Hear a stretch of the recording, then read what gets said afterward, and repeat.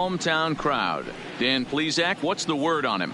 Hey, we're looking at a guy that knows how to pitch. Last year, his ERA was just under 3.5 for the season, and I would imagine going into the offseason, he's looking to better that, and hopefully he gets off to a good start, and we'll see if that starts in this one today.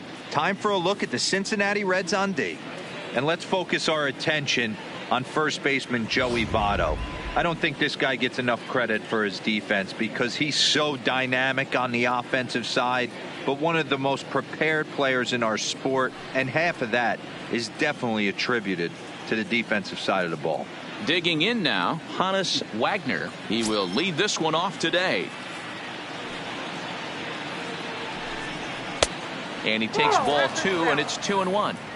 And after a very chilly early morning, the temperatures thawed out a bit to 48 degrees here at game time. The 2-1 on its way. Hit to first. And he'll take this to the bag himself, and there's your first out of the ball game. Batting second, the center fielder, Carey. Up next for the Buccos, Max Carey, as he'll get his first opportunity in this one. One out, nobody on.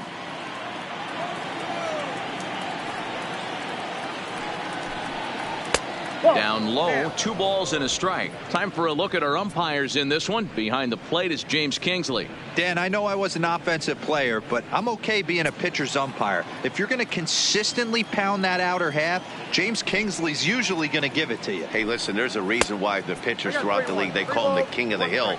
You move the ball a little bit off the strike zone, he's not afraid to put that arm up. He's a very good pitcher's umpire. The 3-1 pitch. Count full, 3 balls and 2 strikes.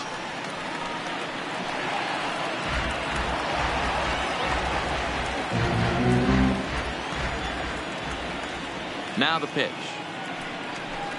And he lays off here, ball 4, and he'll become the game's first base runner here with 1 away. And that's the beauty of having a guy in the 2-hole like him. He's almost like another leadoff hitter, working a walk with just 1 out, and I think there's a good chance that he's going to be on the move at some point. Digging in, Archie Vaughn. First shot for him here with a runner at first now and 1 away.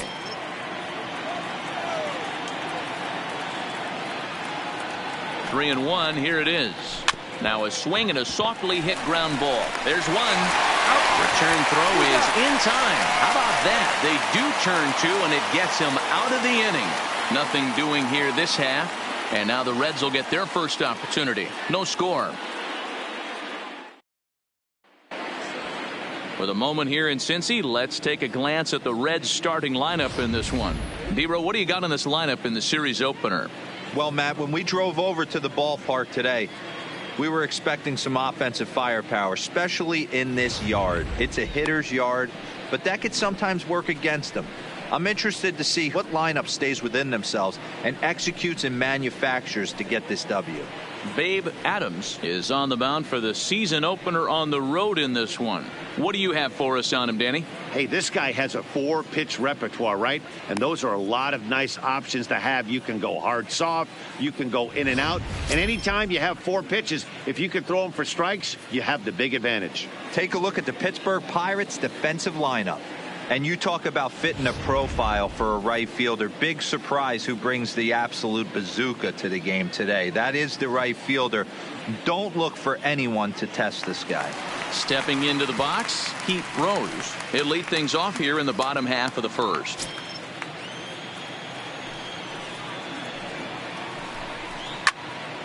Hit out of play, and it's a full count now.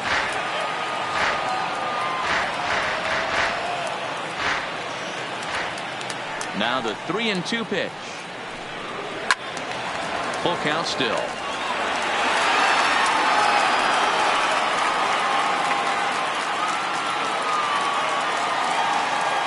Payoff pitch one more time. Spoils another one. And this is exactly what you're looking for out of your leadoff hitter.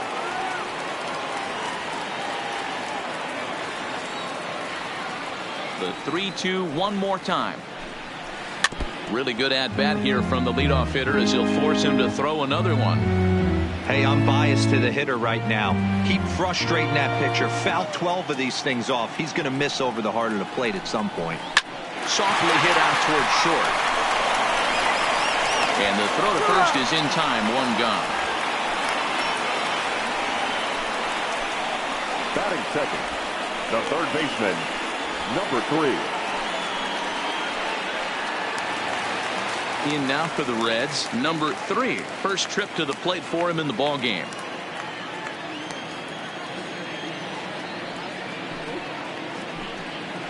Hey. 1-2 now as this catches the outer half. Hey, that's a great job by the pitcher right there, stealing a strike with that get me over breaking ball, and now he can get a little nastier with it in the dirt. Fastball, strike 3 called as he couldn't pull the trigger, and there are 2 away. Just flat out froze him there. Nothing too deceptive about that four-seam fastball, so I think he wasn't expecting it at all. Morgan.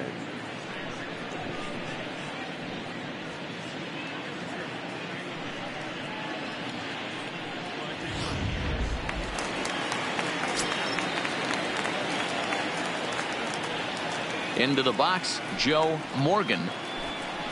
This is hit the other way out toward left field. Kiner is after it. That's a hit, their first of the new season. And he will pull into second with a 2-out double. That was not a good pitch, but he handled it nicely, guys. Yeah, and the pitcher's got to wonder what he has to do to get it past this guy. That pitch was off the plate, but he shows great reach, gets good extension, and drives it for a 2-bagger.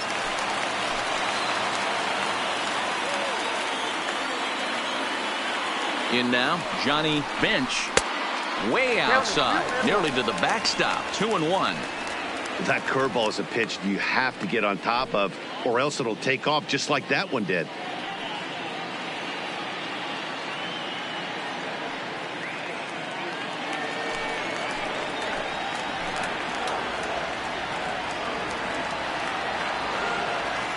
The set and the 2-1. Now a ball fouled down the right field line out of play, so that'll move the count to 2-2 now.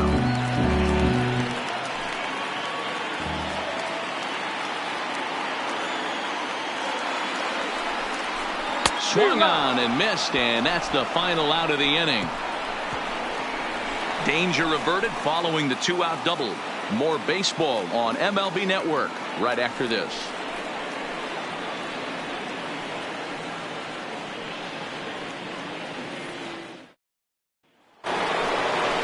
Standing in, Willie Stargell. He'll get to take his first cuts here.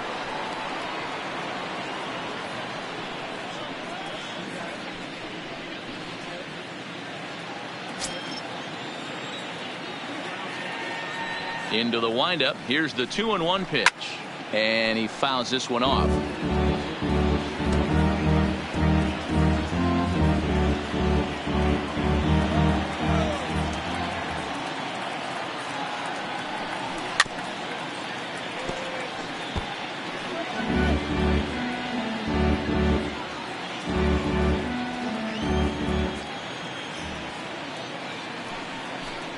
Fastball swung on and missed for the first out. Boy, that's the best pitch in baseball right there with 2 strikes. That elevated fastball. Every hitter thinks that, hey, they can do something with that. But most of the time, you get the result that you saw right there. A big swing and a miss and another strikeout.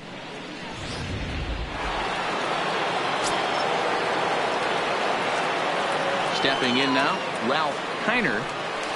And a curveball drops in on 2-1, 2-2 now. Oh, that's for sure going to be a pitch he wants back. You're not going to get many balls right in the wheelhouse from a top-level arm like this. Into the windup. Here comes the 2-2 pitch. And it looked like the fastball got away from him there. No pitcher likes to take the count to 3-2, especially when you throw a non-competitive pitch like that on 2-2. That one wasn't even close. To first, taken in by Votto. And the off-balance throw gets him. Nice play for the out. Batting 6, the right fielder, Roberto Clemente. Standing in, Roberto Clemente.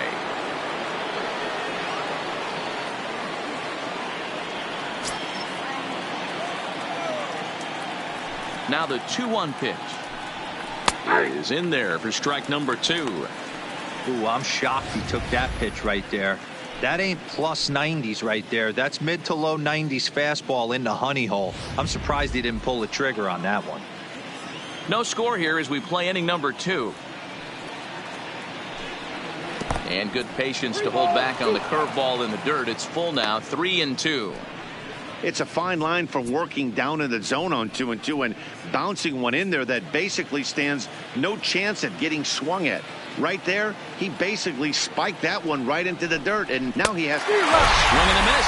That retires the side, and that will do it. 1, 2, 3 go the Pirates. We'll go to the bottom of the second. No score.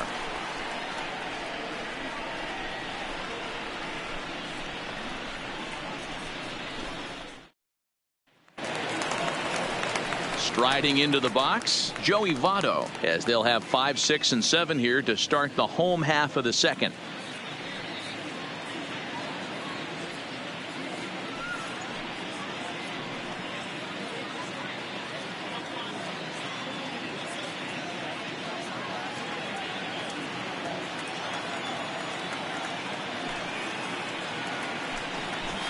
Clearly off with his timing on that one, a swinging strike. Hey, from a hitter's perspective, I don't mind that take right there. I know it's in the zone, but this is a hitter's yard. You want something bell high that you can get loose on. Throw on to first is in time to get him, so that'll go down as a strikeout and a 2-3 putout for out number 1. The center fielder. Now to the plate, number 28. He'll get his first shot with the bat here. The 1-1. Line towards center field, and that's into the outfield for a 1-out base hit.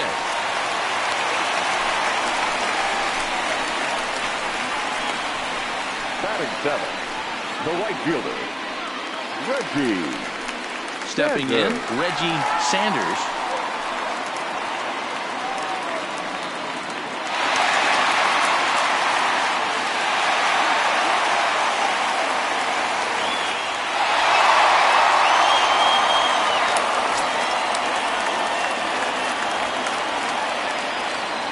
The 2-1 is looked at for ball 3.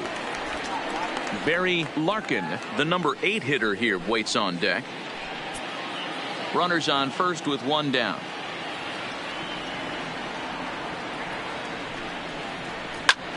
A swing and a drive to center field. That one's got a chance.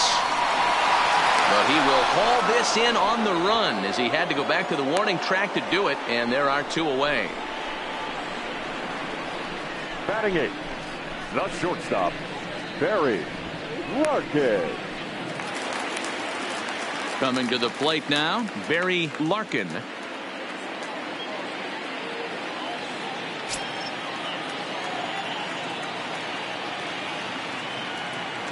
He's set, and the 2-1 pitch. He's fallen behind now, 3-1. Bottom of the second here with no score.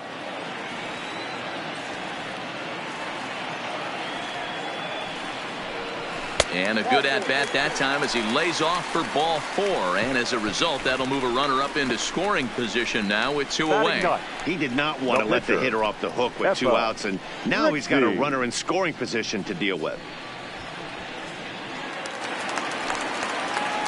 So stepping in, Epa Brixey. 2s all over the place. 2 on, 2 out, and of course here in inning number 2.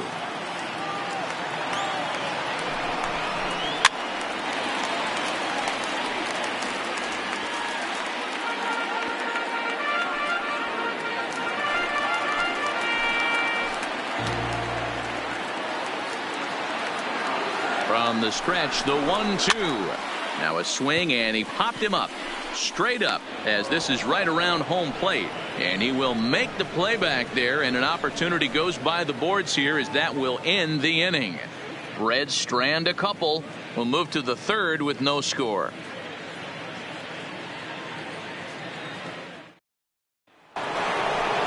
Into the box now, Tony Pena, 7, 8, 9, bottom of the order, set to go here in the third.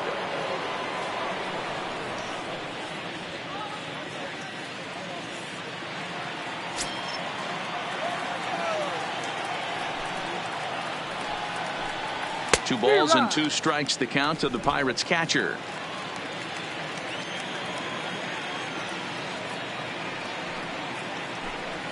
And he chased it in the dirt.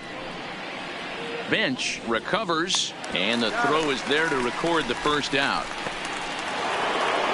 Into the box now, Bill Mazeroski. Bill Mazeroski. The 1-2. In the dirt, but swung on and missed. Makes the throw to first, 2 down. Batting up. Striding in, Babe Adams. First 2 men in the inning have both gone down via the punch-out, so we'll see if he can fare any better. The 1-1 home is swung on and missed, and that's strike 2. Hey, this guy obviously feels he can move traffic right here. He's taking 2 big swings. He's trying to help himself. Softly hit out to short. Throw on to Votto will take care of him at first, and the side is retired. Down in order go the Pirates. Home half of the third coming up. No score.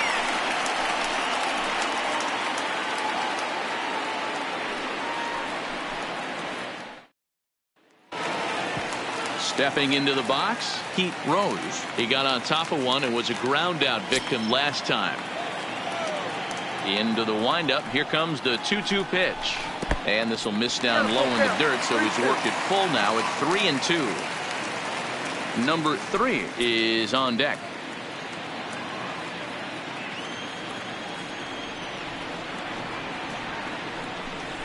And good patience exercised as he works out the walk to lead off the home half of the third. And that's what you want from your leadoff hitter. Show some great patience and discipline, making the pitcher labor to start the game. The result is a leadoff walk and a chance to make some early noise.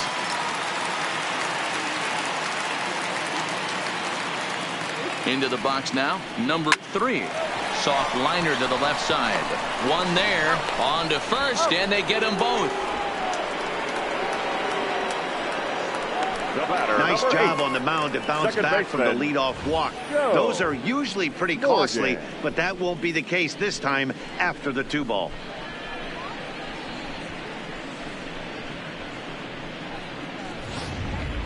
Stepping up now, Joe Morgan. No one on base for him after the double play. Yeah, Matt, that 2-ball really changed the complexion of this inning. It looked like the middle of the order was going to have a chance to get a big hit with some ducks on the pond, but now they just have to try and get a 2-out rally started.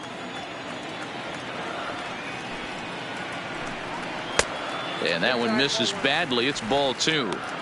Seems to me like they're pitching him a little bit more cautiously after that double he had his first time up.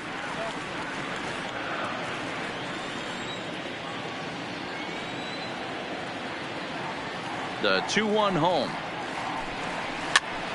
Popped him up. Vaughn in foul ground.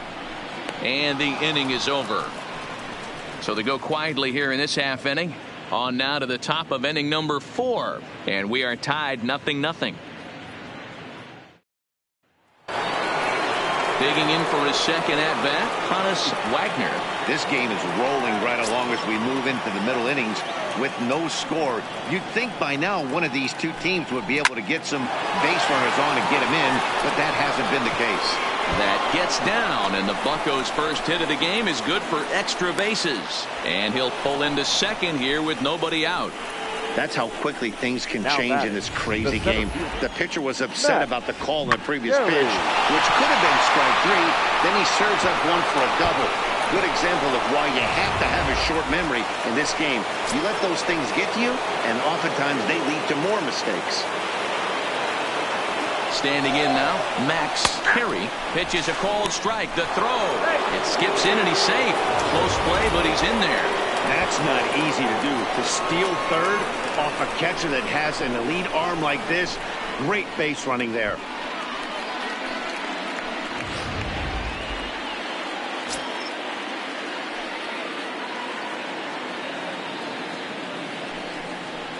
And a breaking ball in the dirt that time for a ball. Still all zeros in the run column here in the fourth inning. Dan, does this continue or does somebody score here? Oh, you have to love it. You know, Matt, we have so many of these games that are 12-10 and 9-8. It's nice to see a low-scoring pitcher's duel for once. Swing and a miss as he ran the fastball right by him for the first out. Now batting, third baseman, Archie. Now at the plate, Archie Vaughn.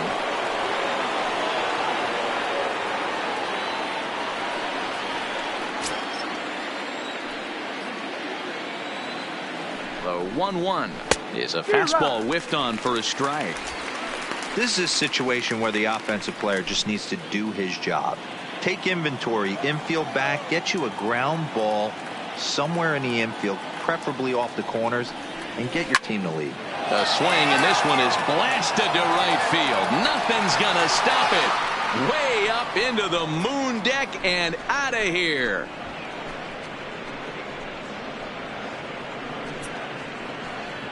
A two-run blast to straightaway right field. First home run of the campaign for him, and that'll give the Pirates a 2-0 lead.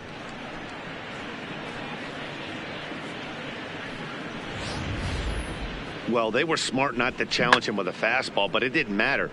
He's their big dog for a reason, so he waited, stayed back, and absolutely exploded through the zone on that one. In now, Willie Stargell. Hit the target, but this is low, 2-1. Well, I kind of wonder if he's not being as aggressive as he was before that home run. Hey, this is a guy that can burn you again, so I don't really blame him. But there to take this one is the second baseman, and that's out number 2. So after the line out on the fastball, might be a pretty good time to check out the pitch speed comparison for these two starters. And both of these guys living right about the same speed, 92 for one starter, 89 for the other.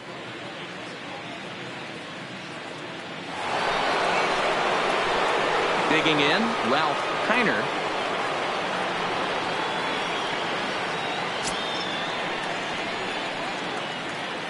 The 1-1 home. Taken, strike 2. You know, if I'm the hitter right here, I'm like, okay, you want to come get some early in the count? I was about to wait you out, but now game on. Both teams with just 2 hits apiece thus far. Pops this one up. Larkin is there, and the side is retired. But the Pirates do get a couple here on this 2-run home run. Bottom of the 4th coming up. It's now 2-0 Pittsburgh.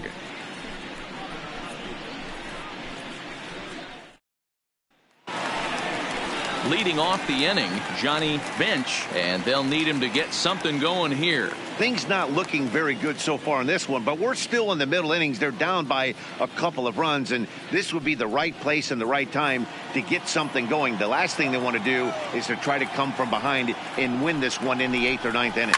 Chopper right side of the infield. Stargell is right there, and that's out number 1. Now batting, the first baseman, Joey Votto. In is Joey Votto now. 0 for 1 for him here in this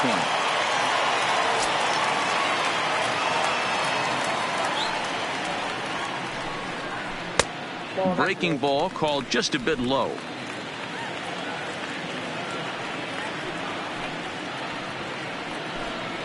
And that's upstairs, running the count to 3-1. I understand pitching carefully to this guy in the box, but the man on deck doesn't represent any relief either. He's going to have to go after one of these guys. Popped him up. Pena has a play. Makes the play, and there are 2 gone now.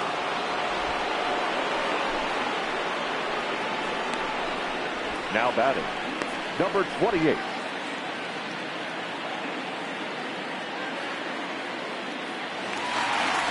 Ready now for Cincinnati, number 28. 1 for 1 after a single his first time up.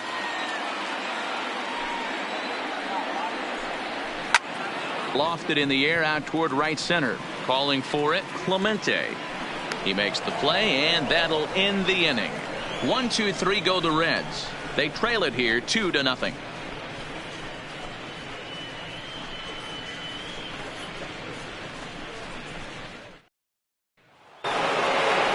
Digging in to try it again, Roberto Clemente. He'll look to bounce back after striking out his last time up. Sometimes you just got to tip your cap to the guy on the mound. He's getting paid to try and get you out as well. Anytime it gets up there north of 7, 8 pitch ABs, sometimes it just comes down to pure execution. Let's see if he makes the adjustment right here. Now in the box, Tony Pena comes into this at bat 0 for 1 in the ball game.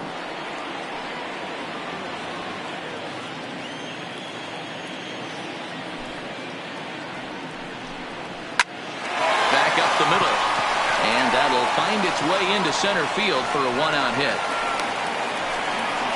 Nice execution right there, Dan. Kept his front shoulder in, kept his hands inside the baseball, and ripped the base hit up the middle. And if you're a pitcher right there, you can't get discouraged. Sometimes even when you make a good pitch, the ball's going to find a hole somewhere. That one right up the middle. Stepping in now, Bill Mazeroski. Hard hit toward the hole, and that's through for a hit.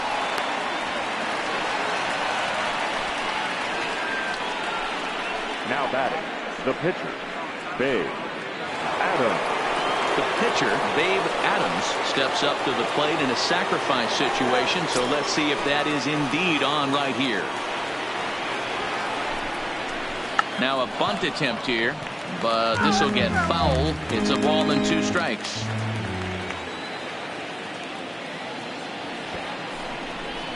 Bit of a surprise here as he's going to try to lay one down. And he's safe. And everyone knows that you set the tone on opening day, and that's not the kind of tone they want to set. They made fielding a priority in the spring, but it doesn't translate on that play. Might be some early season jitters, too. Into the box, Hannes Wagner. He'll try to follow up the double in his last at-bat with another big hit right here. Yeah, he did a great job to go down and get that one his last at-bat. But I got to think they're going to pitch him up, maybe elevate something in the zone. Interested to see how he approaches this next AB. Nearly got the inside, but ruled a ball.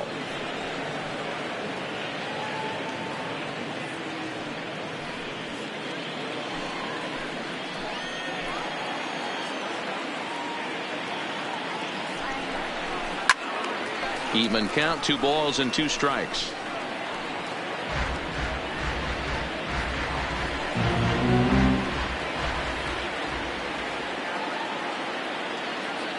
Here now the 2-2. Pulls this one in the air out to left. Rose giving chase. Makes the catch, but the runner from third breaks for home. And the runner from third crosses the plate. It's a 3-0 game. Obviously, he's hoping for more up there with the bases loaded, but you can't be too upset with a sac fly.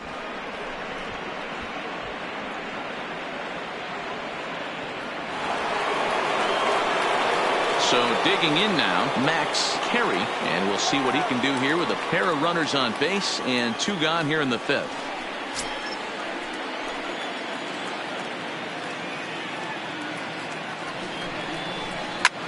High in the air out to center field. Under it is the center fielder. No trouble with this one, and the inning is over. 1 in the inning for the Pirates on a couple of hits. Home half of the 5th coming up. Pirates on top, 3-0.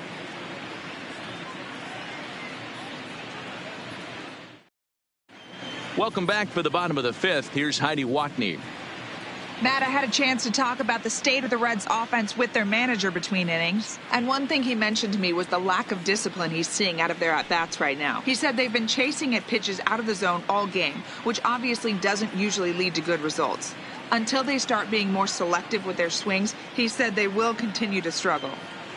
Good stuff, Heidi. Thanks. Leading off the inning, Reggie Sanders, as they'll look to get something going here and even this game up.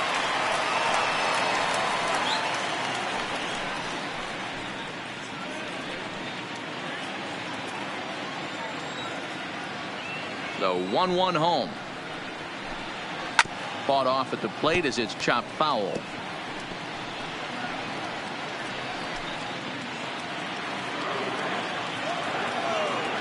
The 1-2 is swung on and missed. He got him. Pretty textbook breaking ball for the punch out right there. Got it to bend a lot, and by the time it got there, it had fallen completely out of the zone. Not much you can do with that pitch.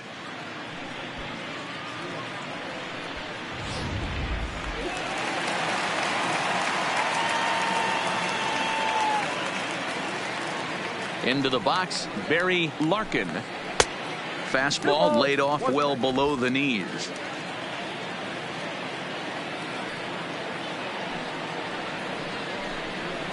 And this one's going to bounce up to the plate. An easy take there, and it's 3-1 now.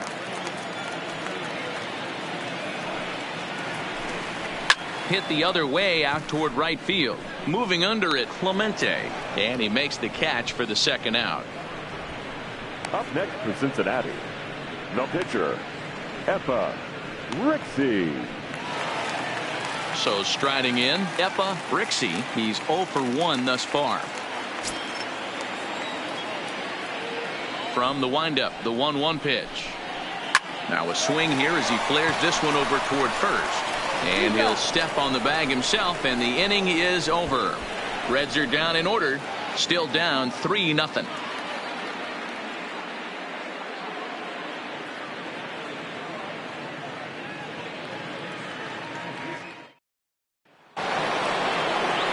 So the next to the plate for Pittsburgh, Archie Vaughn. He comes in 1 for 2 with that home run he hit earlier.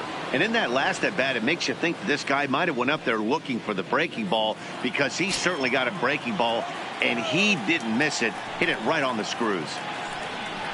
Now a foul tip that's held onto at the plate, and the count moves to 1-2 now.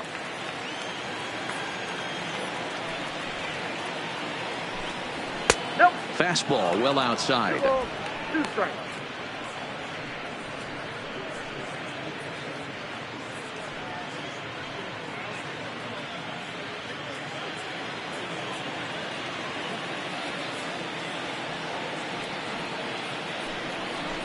Now he goes the other way, and he got a lot of it high and deep to left center field. And it's gone as they add still another.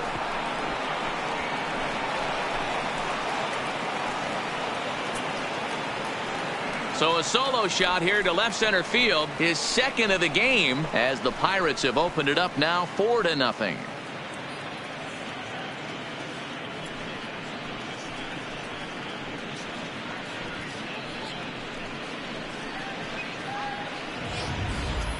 Well, if you're going to give up a towering blast to one of the best players in their lineup, it's better to do it with no one on base. It stings, sure, but a solo shot isn't going to be the deciding factor in a game.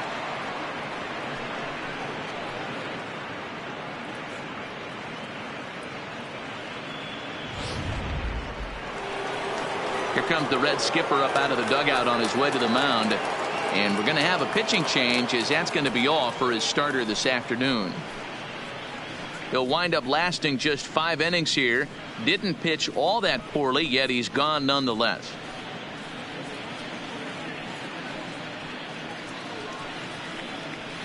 David Weathers is out from the bullpen now, as he'll make his first appearance here on the season. David Weathers.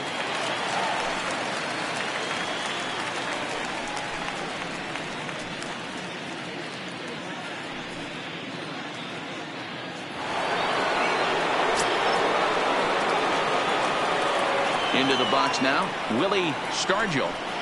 Now the fastball is right by him as he swings and misses for the first out of the inning. And with strike 3 recorded there, he's notched his first career major league strikeout. Well, man, if he can become a consistent strikeout pitcher, you have to figure his career is going to end up being a solid one. All the best pitchers at this level have at least one pitch that they can go into in tough situations. So we'll see if he becomes one of those guys as his career goes along. In now, Ralph Kiner. Their count now at 2-2.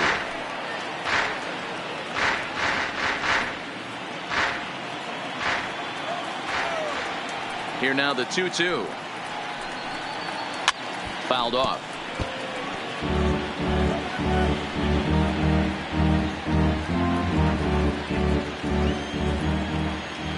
Into the windup. Here comes the 2-2 pitch. Not close with that one. It's way above the strike zone. Roberto Clemente will be next. 4 runs, 5 hits, and no errors so far for the Pirates. And he strikes him out as well. So make it back-to-back punch-outs here to the first 2 men he faces out of the bullpen. The batter, the right fielder. At the plate, Roberto Clemente. He flew out in his last at-bat.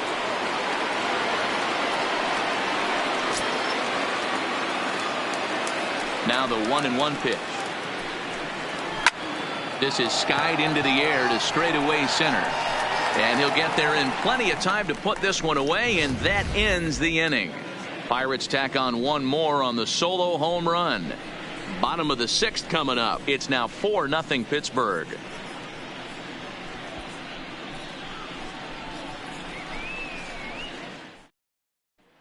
Settling in now, Pete Rose. He'll start things out in the 6th for a lineup that really hasn't found its groove in this one.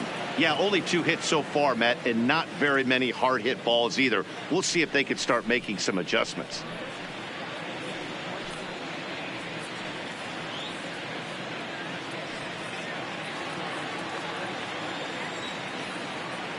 The 1-1 is laid off for ball 2. Boy, they've been just getting shut down right here. Been a while since they've even had a runner on. So I think it's time to start looking for ways to make some things happen. Drop a bunt, get up on the plate, something. The 2-1 is fastball taken high for a ball. Great AB so far. I'd really like to see this guy work a walk and get on base for this team. Maybe give them a shot of confidence that they got a shot to get back in this one. And that one misses, so the leadoff man will head down to first on ball 4 to start the bottom of the 6th. Well, they haven't been able to scratch a run across yet, so maybe this walk will jumpstart their offense a little bit. Stepping up to the plate, number 3. 0 for 2 here to start the afternoon.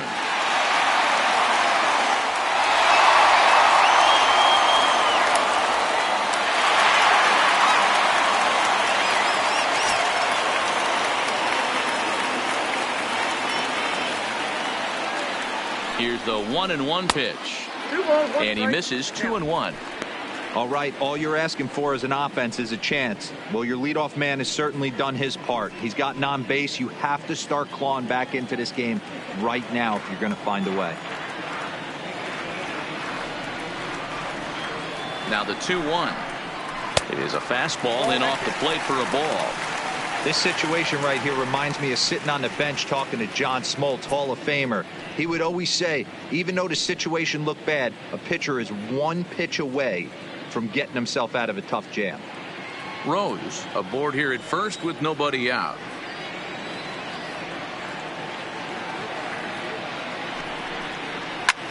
Now a ball hit high in the air, deep down the line in left, hooking just a little.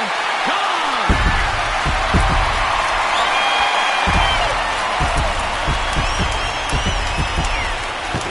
So a 2-run homer down the line in left. First home run of the campaign for him. And the Reds get a touch closer here. It's now a 4-2 score.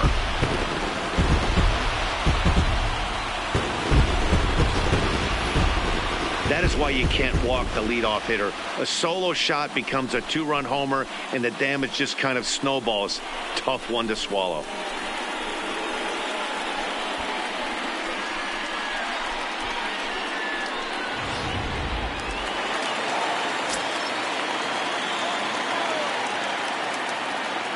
Standing in now, Joe Morgan.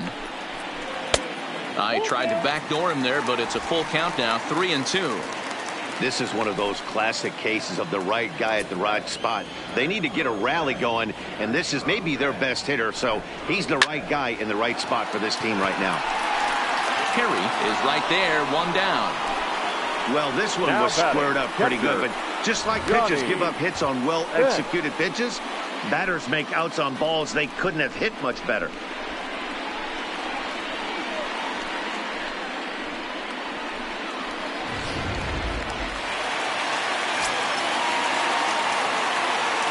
Stepping in now, Johnny Bench.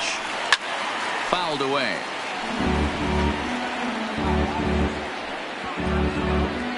Two runs, 3 hits, 1 error on the ledger for Cincinnati so far. 2 balls and 2 strikes to the Reds catcher. Well, one thing about him, he's an absolute grinder at the plate. You can pretty much count on him battling at the plate every chance he gets. Too high, ball 3. There's Joey Votto as he gets ready in the on-deck circle.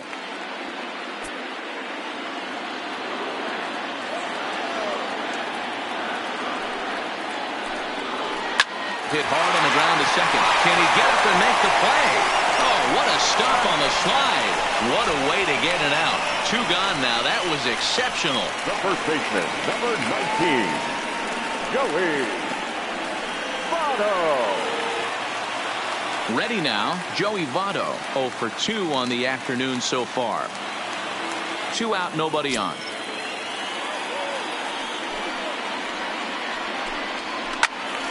Count still full, 3-2.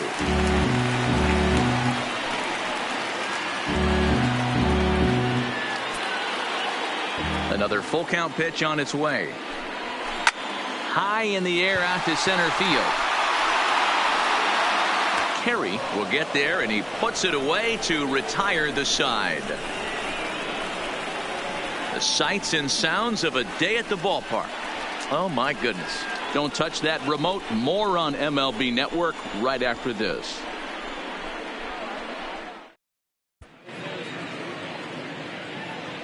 Back here at Great American Ballpark in Cincinnati. It's on to the 7th inning with the Pirates leading in this one. But before the inning gets underway, let's check out the game summary to this point. Digging in and looking for more, Tony Pena, a hit in 2 tries so far.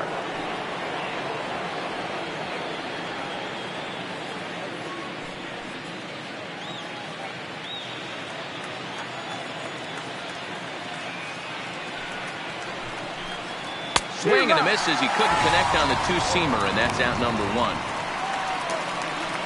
That swing tells me he was really trying to get a pitch out front and rip it down the line, but that wasn't a great pitch to do it on. It's really not the best 2-strike approach either.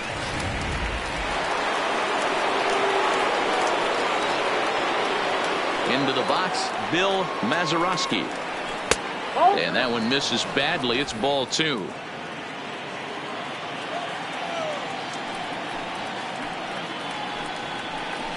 This ball is crushed down the line in left. Rose sprinting after it, and that is off the wall, but in foul territory. Foul ball. Here now the 2-2.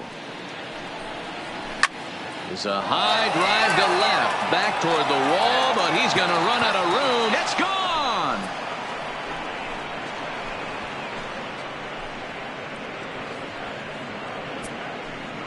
A solo shot here to left. First home run of the campaign for him. And just like that, it's now a 5-2 ball game.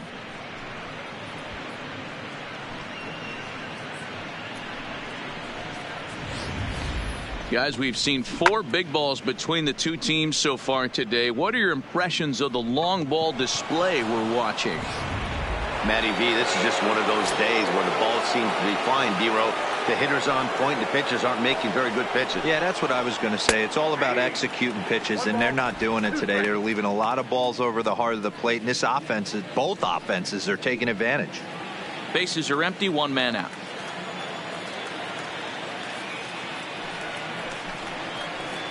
Line drive to left.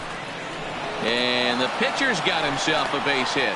So the lineup card turns over with 1 away following the base hit out of the pitcher's spot. Well, that's his first major league hit. There might not be too many more to come considering he's a pitcher, but I'm sure that's still a pretty exciting moment for him. Hey, listen, hits are hard to come by, Matt. I only had 1 in my entire 18-year career. 1 for 15, but hey, I still remember that 1 hit.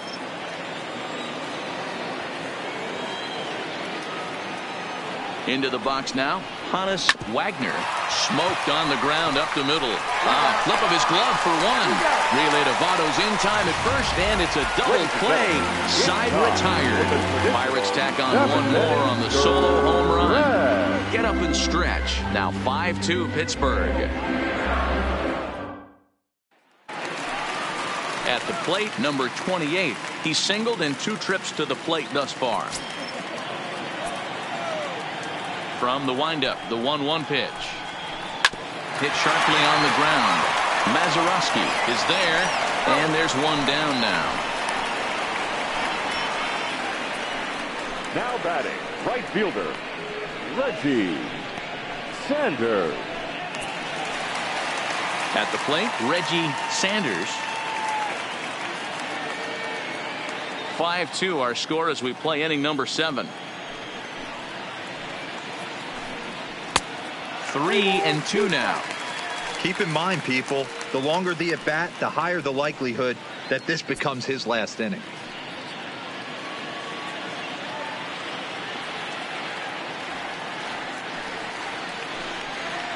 A swing and a shot hit down the corner and foul, though it had the home run distance. Trying to send him packing for the second time. Hits this one hard the other way. Mazeroski is up with it. Throw gets him 2 down. Now batting, the shortstop, Barry Larkin. Now at the plate, Barry Larkin. Bases are empty here with 2 men out. 3 balls and a strike to the shortstop of the Reds. Some action out in the bullpen. Couple of right-handers starting to loosen up.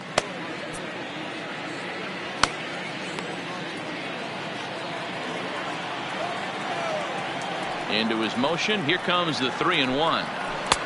And the good fastball there finds the zone as the count goes full now. 3-2.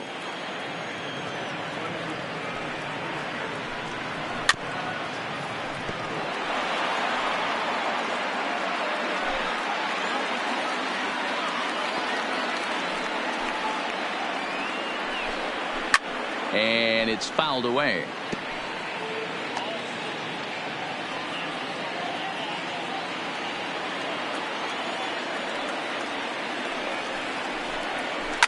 This is line to left.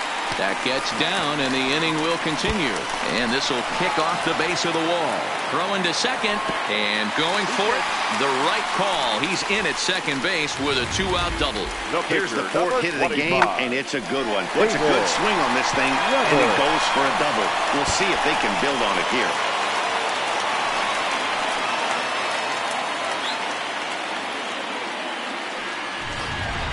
Ernie Lombardi will come on to pinch hit here in a big spot. For the Reds, number 35, Ernie Lombardi.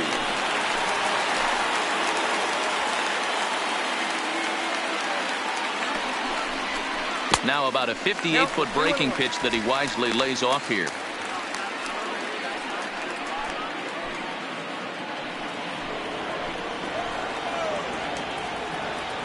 The 2-1. This is hit high in the air out toward left center. Calling for it, Heiner. And the inning is over. 1 left for Cincinnati, and the deficit remains 5-2.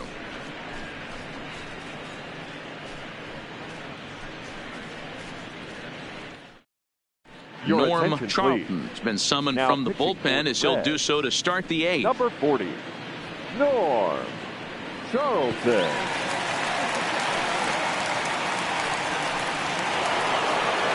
Leading off the inning, Max Carey, as they'll look for some added insurance before the bottom half of the inning. Swung on and missed. 1-2 now. With this one almost in the books, the story was clearly the long ball. What are your thoughts on this offense, fellas? Well, Matty V, I don't know what your thoughts are, D-Roll, but boy, when the weather starts to warm up and the ball starts jumping out like this, it's clear that the pitchers need to start making better pitches. Yeah, just great approach. No one really chased today. Really stayed staunch on their ability to get that pitcher to come into the heart of the plate, and they did damage with it. Here now the 2-2. Hit the other way out toward right field. Moving under it, Sanders looks it into his glove, and there's one gone. Now batting, third base. Time to bring you up to date on the numbers for our two starters. It's our starter comparison, and the hometown nine have had trouble generating much by way of hits, as you can see by the left side of your screen. Archie Vaughn will stride in again, and before he takes his cuts here, we take you back to inning number 6. This was his second home run of the ball game, as he'll stand in here looking for number 3.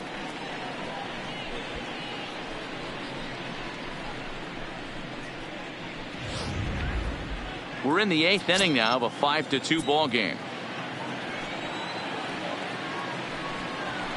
Called strike, and he's behind 1-2. Great spot with that pitch down and away. He'll be fine coming out of the bullpen in this one if he can keep hitting that spot.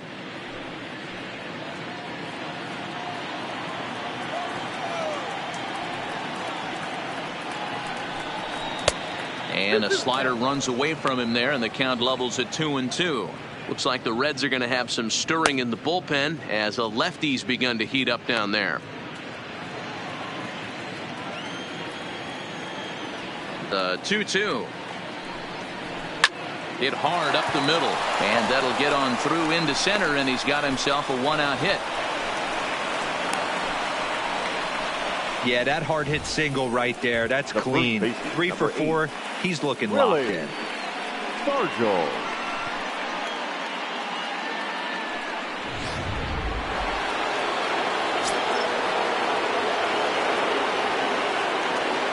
In now, Willie Stargell.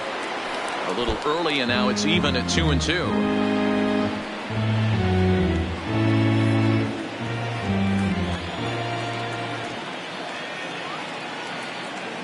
The 2-2 is offered at and missed. He chased it for strike 3.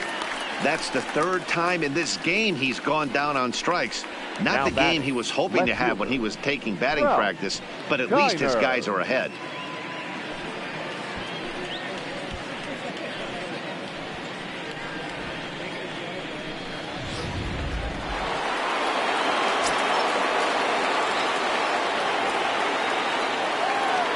Standing in now, Ralph Kiner, and he lays off for a ball. 2-1.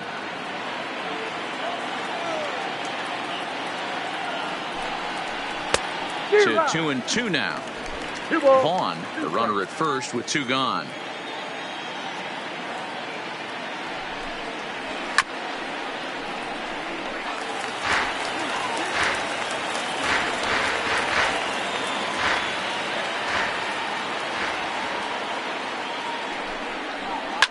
High in the air out to center field. Center fielder has a beat on it, and that retires the side. 1 left for Pittsburgh, and it remains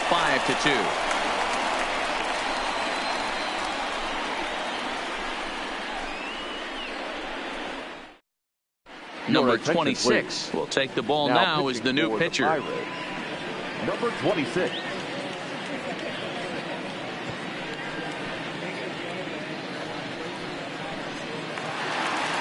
Ready for another shot now. Pete Rose. A couple of walks for him thus far. Now the 1-1 pitch. Hit sharply on the ground, and that finds its way through for a base hit. Hey, excellent job right there, leading off the inning with a base hit. We got to keep this line moving. We cannot stop. Nobody can make an out. We have to find a way to put 2 men, maybe 3 men, put some pressure on this defense.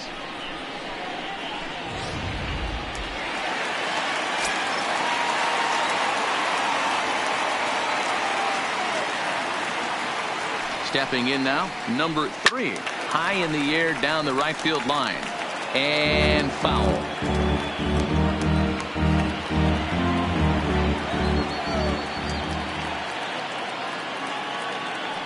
Crowd gets up for the 3-2, and he fouls this one off.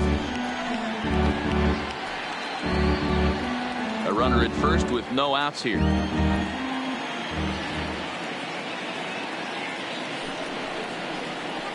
Line to the right side. In there, a base hit. And that runner will go no further than second as there are 2 aboard now. Boy, D-Roll, when you're starting to swing it like this team is, doesn't matter. They bring in a new relief pitcher, right? And he gets greeted with back-to-back base hits. Yeah, exactly. That's what you want to do. In today's day and age of bullpen down your throat, you very rarely see back-to-back knocks when these guys are throwing smoke. That's one of the keys, too. When you come in facing guys out of the bullpen, they're being taught to throw strikes early, and they're taking advantage of it. He's throwing strikes, and they're jumping all over him. Now a fork ball, but this will bounce near the plate for a ball. Great chance right here as a hitter to be aggressive. You can pretty much count on a pitcher. He's trying to get back in the strike zone. And with 2 guys on base right here, it's time to grip it and rip it. A little too tall that time. 3-1 now. He's gotten himself into a little bit of trouble out here. Middle of the order up in a run-scoring situation, and now he might have to challenge him. Going to have to make some good pitches here. Set. Here's the 3-1. And he misses with it. Ball 4. So that'll load the bases, and now he's really going to need to get a ground ball. I think he was trying to be a little too fine there, and a walk is the result. Well, the good news is he has a force at every base. The bad news? A single probably drives in a couple of runs. Standing in with the bases loaded, Johnny Bench, but a single here could reduce the deficit to only 1.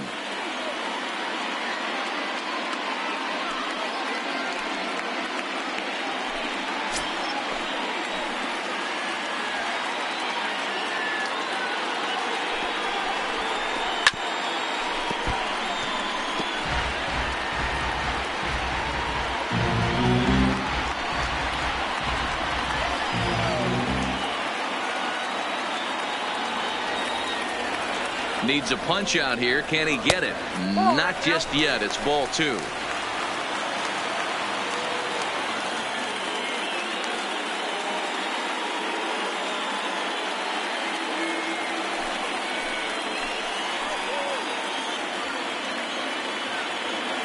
He's set. Here's the 2-2. Fouled off.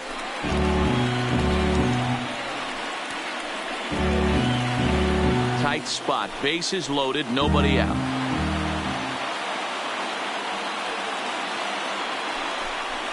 And he gets him swinging. What a big out there, as there is now 1 away.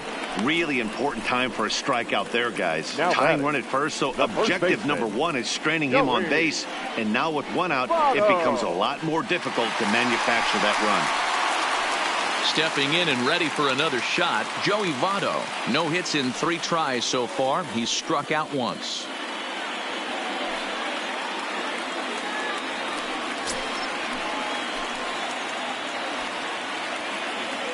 He's set. Here comes the 1-1.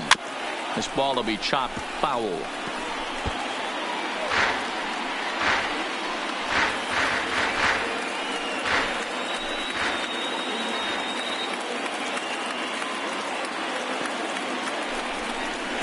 This is lined into left field, and he delivers a big base hit. 1 run scored.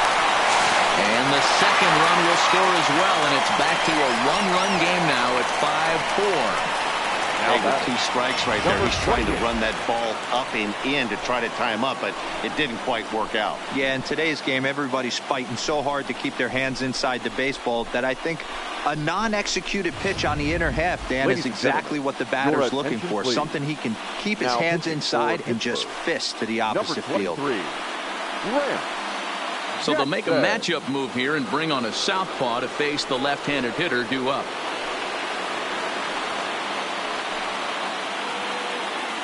Number 0 will be summoned now to be the pinch runner. Number 0.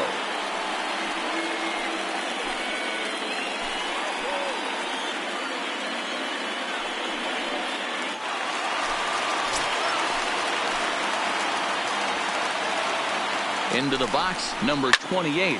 And he turns this one around high and deep to center field. Carey will have plenty of room as he makes the catch, and there's a big out number 2. And he'll make it up safely to third, so they're at the corners now with 2 men out. Don Robinson takes the mound now, and it appears he's being brought in to face the right-handed batter who waits next. Yeah, you usually don't hear the term righty specialist very often, but that's kind of how they're using him here, Matt. Most hitters have a harder time against pitchers of the same handedness, so we'll see if this move pans out. Digging in once again, Reggie Sanders. Been a rough go of things at the plate for him so far, but his guys are looking for him to change that right here. Yeah, nothing better than coming through for the boys in a tight game, Matt, especially when you're kind of due to do something productive.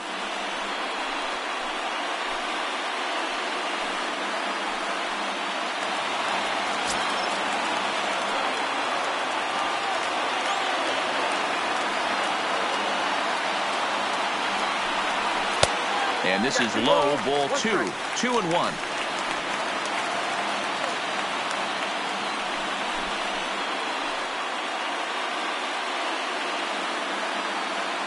Big spot. 2 out, possible tying and go-ahead runs on base.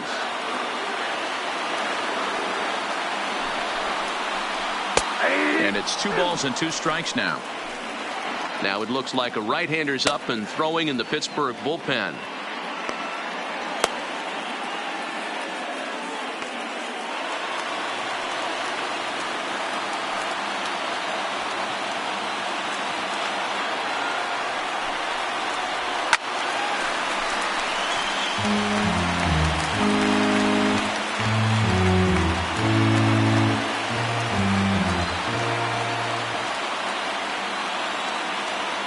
Trying to hold the lead. Here's the delivery. It's a high fly ball headed for the left field corner. If it stays fair, it's gone. And nearly a 3-run shot. Instead, it's a foul ball.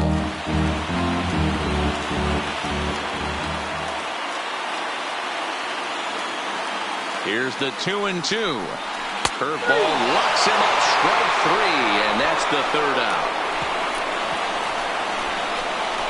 So 2 runs on 3 hits, no errors, and 2 left. 9th inning coming up. Bucks out in front, 5-4.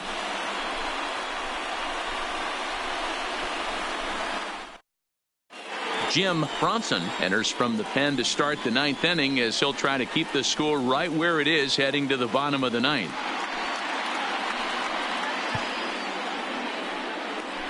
Tony Perez is going to come on as a defensive replacement now as he takes over at first base. Number 24, Tony. Kicking off the top of the 9th, Roberto Clemente, as they'll look for some added insurance before the bottom half of the inning. Into his motion, here comes the 3-1. And this pitch misses here. It's ball 4, and they've got a leadoff base runner aboard to start the 9th. That leadoff walk is a great way to start this inning when you're looking to pad the lead. Could be the beginning of good things here in this half inning. Ready for another chance. Tony Pena.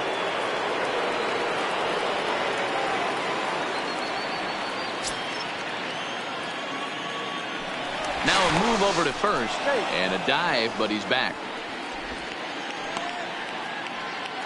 Clemente on at first, nobody out.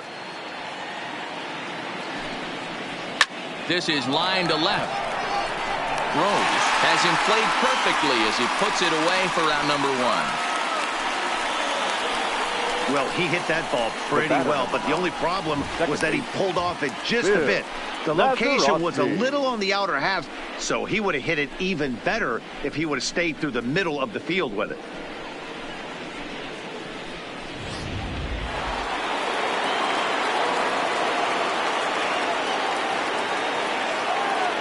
Into the box now, Bill Mazeroski. Pitch outside the throw, and it's far too late as he steals second with ease. 90 feet is a big deal when you're talking about a 1-run game, so that's a little risky. But hey, sometimes you have to be aggressive and force the other team to stop you.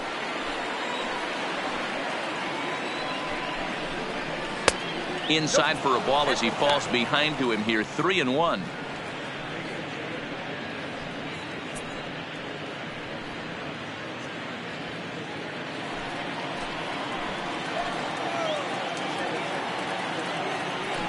3-1. He was swung on and missed. A full count now.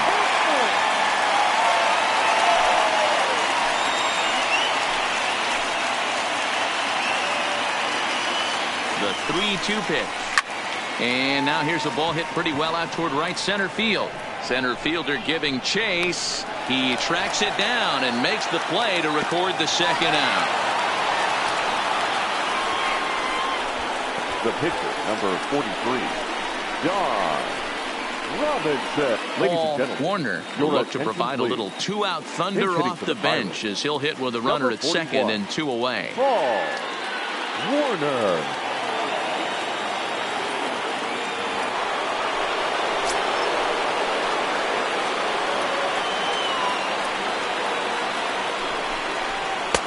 And now a fastball, but he's able to hold off on it, and it's 2-1 now.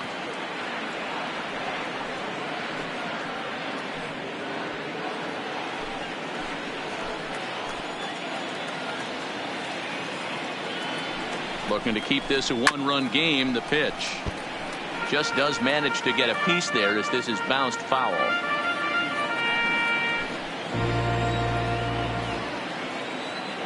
The 2-2. Still even at 2-2.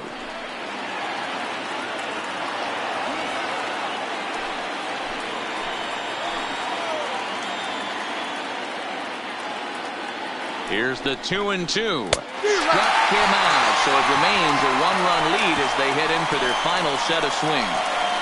Pirates leave one. They hold on to a 5-4 lead.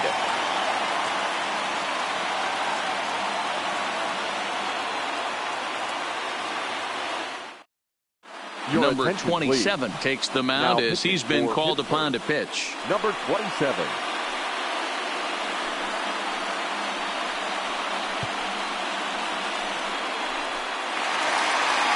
Striding in to start the ninth, Barry Larkin, and they'll need him to get something going here.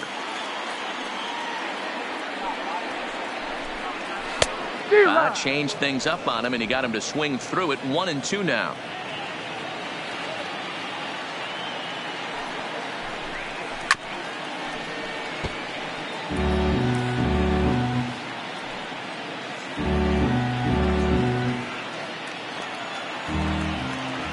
The 1-2 is offered at and missed. He chased it for strike 3. Wow, that's the case right there where a pitcher knows this guy's up there and he's in swing mode. That pitch wasn't even close to the strike zone, and he still swung at it. Ed Bailey will pinch hit here, and he's the potential tying run. Number 6, Ed Bailey. 1 out, nobody on.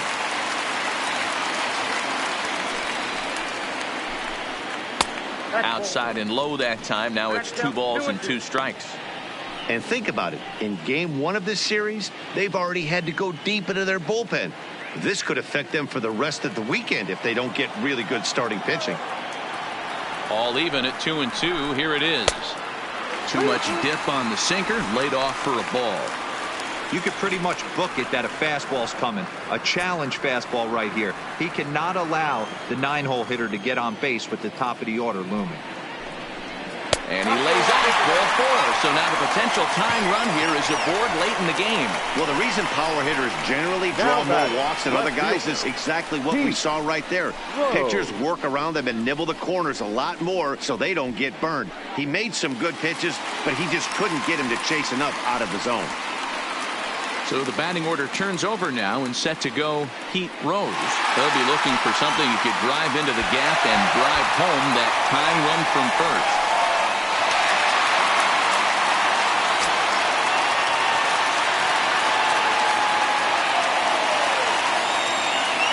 Now the 1-1 pitch. Grounded to the right. And that'll get on through into right field for a base hit. And that runner will go no further than second as there are 2 aboard now. Well, that's one of the, I guess, the advantages of hitting with that hole between first and second base, D-Row. First baseman has to hold that runner on. That leaves that right side wide open. Yeah, and credit the batter right there. Nice piece of hitting right there. Not trying to do too much. He took a look at the defense and saw where it was aligned and tried to beat him.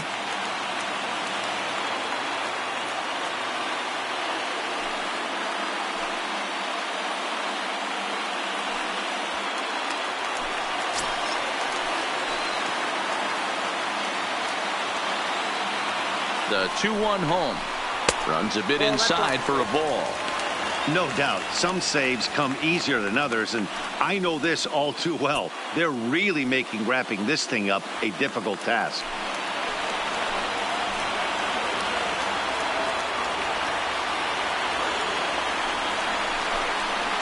Liner towards second. A leap, but he can't bring it down. Base hit. He'll get it into second, but now a throw from the outfield will get him. How slow can you be? Oh, man, I don't know how that happened. Looked to be a base hit to the outfield, but then all of a sudden the throw comes in and they get the force on the plate. To be honest, that just can't happen.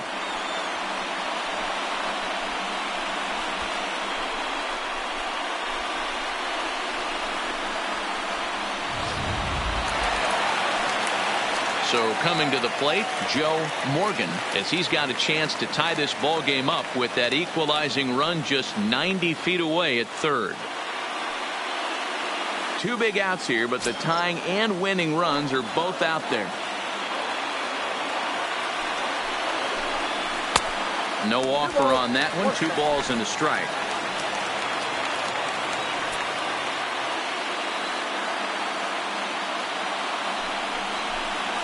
Hangs on him a bit that time as it's belted out toward deep center field. Perry is there. Makes the catch and the ball game is over. Hey, how about that play to end this thing? That's what you call the icing on the cake. Cherry on top of the sundae. Exclamation point. I love it. A 1-run finish today, 5-4 the final score.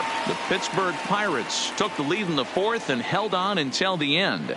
Babe Adams earns his first win of the season.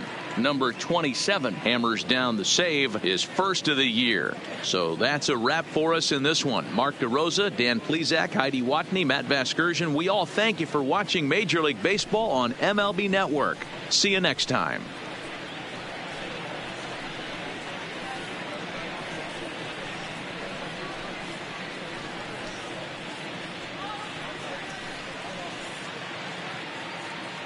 Here now is our final line score this afternoon. First for the victorious Pirates, 5 runs, 8 hits, no errors. They left 6 men on base. Time of the ball game, 3 hours and 19 minutes. Our paid attendance at Great American Ballpark this afternoon, 42,319. The Reds thank you for attending and remind you to please drive home safely.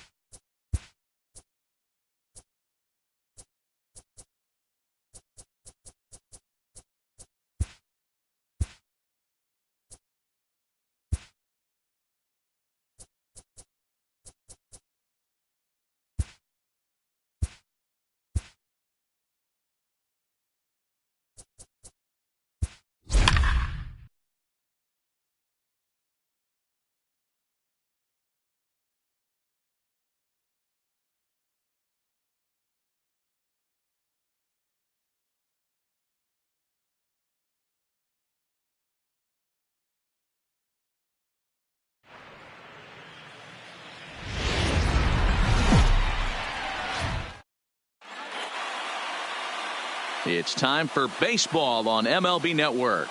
It's the home opener of this new season between the Boston Red Sox and the Seattle Mariners.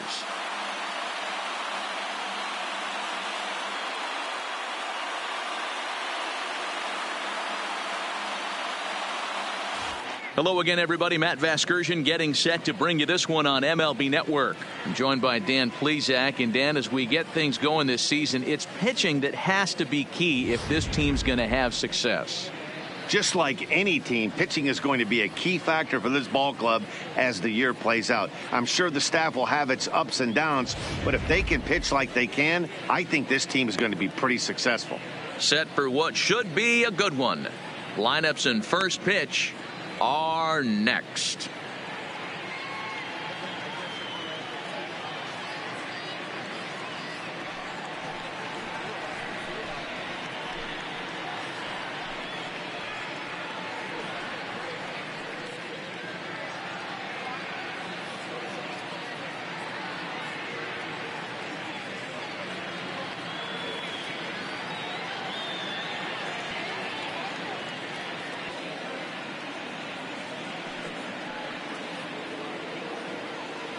Getting close to first pitch here. Let's listen in to public address announcer Alex Miniak. And now, your 2019 Seattle Mariners.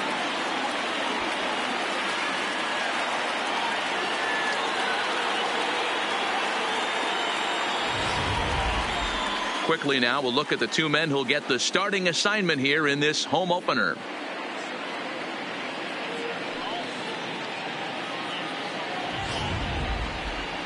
And now here's how the visiting Red Sox line up in this one. Nero, give us what you have on this lineup as they start a new series. Well, Matty, we know this is a pitcher's park. The numbers bear it out. Look for the managers to play a part in this one. Hopefully the guys listened in the hitters meeting. They're going to stay up the middle, big part of the yard. But when they get on, look for some wheels in motion, some execution, trying to manufacture some runs. I think that's how this lineup will play it out. Freddie Garcia gets the ball for the opener in front of these hometown fans. Dan, any thoughts? Well, this guy's kind of unique. How about a 5-pitch repertoire that he has? That gives him a lot of options for both righties and lefties. And if he's on, he could be really tough to hit. All right, guys, here's Seattle's defensive alignment. And, guys, the things I want you to focus on today, one of them being this manager loves to shift.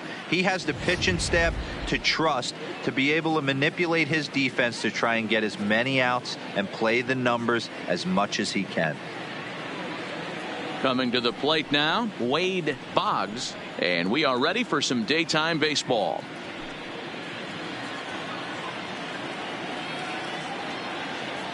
Here's the pitch. Had to sit back on the changeup, and he did a good job to get the bat on that one.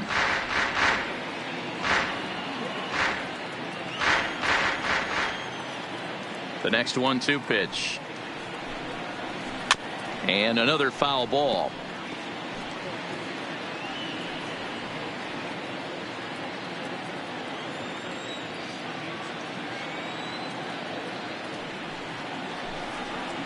Oh, and a big curveball swung on and missed, and the leadoff man is retired to start out the game.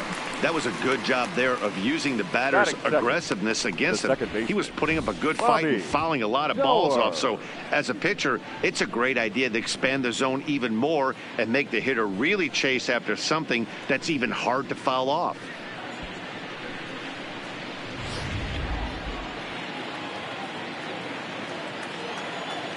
Standing in now, Bobby Doerr.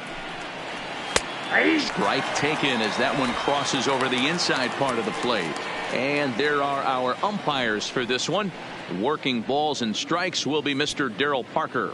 Hey, not a very big strike zone, but a strike zone that kind of moves around a little bit too much for my liking. Yeah, Dan, I know there's not a clear scouting report with Darryl, I'll tell you what, you're going to know in the first 2 innings where he's going to be. And indeed, the throw will finish him off as they get the put out at first, and there are 2 away now. Good job of getting him to chase the ball in the dirt right there. Hey, also credit the catcher for keeping it close and finishing it off with a good throw to first. That's harder than it looks, but big league catchers make it look easy sometimes. In now, Ted Williams. And this one runs a little too far in, ball 2.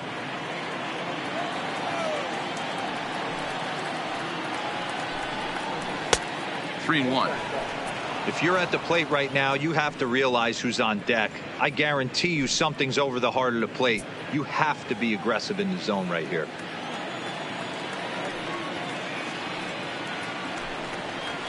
Lifted the other way to left center. Ibanez is there, makes the catch, and the side is retired. So a rather pedestrian start to the top half of the first. So now the Mariners offense gets to work for the first time. We've got no score. And now a quick look at the Mariners starting lineup in this one. Mark DeRosa, what's the key to them starting out 1-0 here at home? Matty, this lineup's got to be willing to adjust. They cannot stay staunch and try and pull everything, or there will be a ton of ground ball and weak fly ball contact. They have to be willing to use line to line to get this done today. Roger Clemens, a righty from the state of Ohio, will do the pitching in this one. What do you have for us on him, Danny? Hey, every team needs a pitcher like this one here. His numbers aren't going to blow you away. Career ERA just under 4. But one thing he does, he takes the ball every 5 days, throws strikes, and gives his team a chance to win every single time he goes out there. He'll be fun to watch in this one here today. So here's how the Bo Sox are positioning themselves defensively. And the average big league shortstop can make every play. But can they make the highlight reel play? In order to do that, you got to be able to put your back foot in the ground and absolutely unload from that 5.5 hole if you're playing shortstop. And that's what this guy does. He brings a different element to the game. He has got an absolute hand cannon. Hit back up the middle. And there's one away.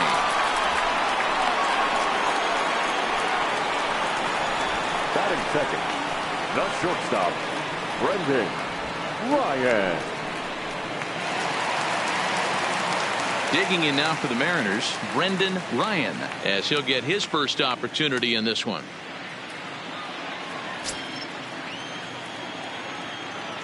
The 1-1. Misses, ball 2.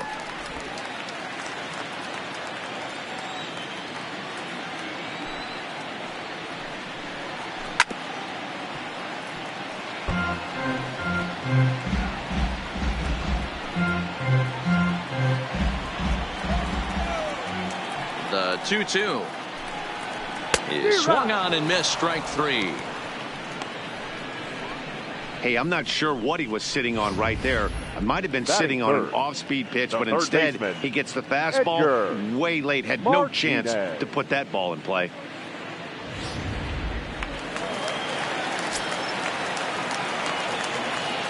Into the box, Edgar Martinez. Swing and a miss, and that ends the inning. Mariners are down in order, and this is still a 0-0 ball game.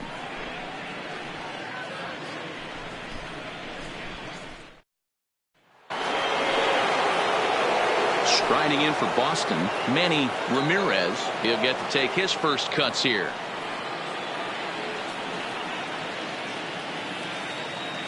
The 2-2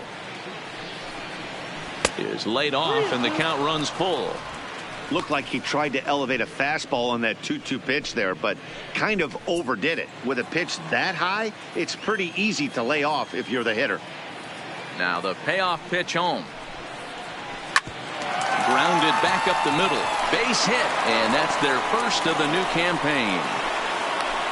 Sometimes you get lucky in this game. I don't think pitch recognition wise he would choose to swing at that exact pitch. But you know what? Sometimes result is the only thing that matters.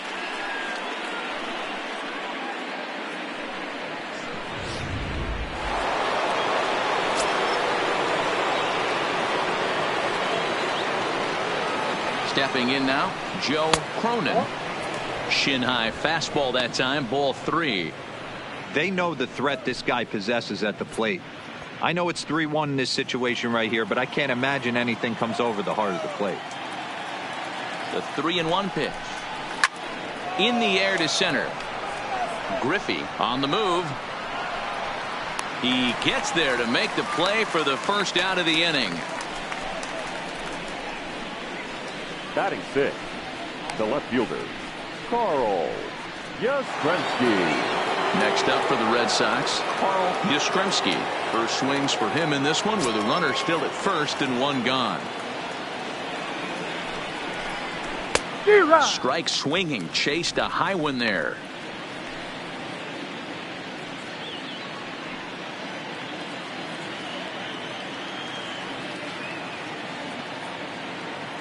The 2-2 is a swing and a miss. That's strike 3.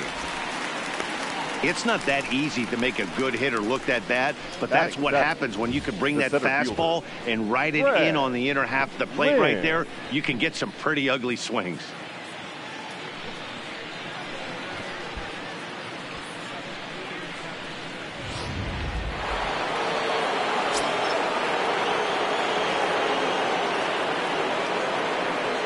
Standing in now, Fred Lynn. Tried to crush that ball and now perhaps needs to shorten up with 2 strikes.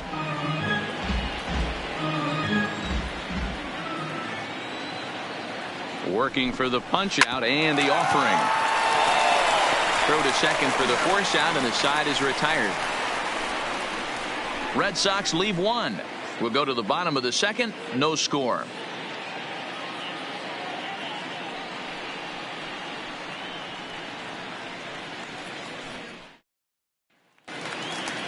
Striding forward now, the Mariners cleanup hitter, Ken Griffey. Now the 2-1. Fouled away.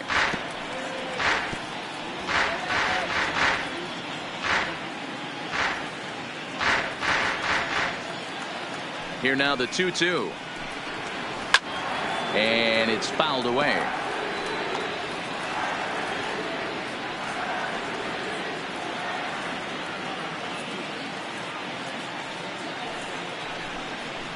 Swing and a miss on the fastball, and that's the first out.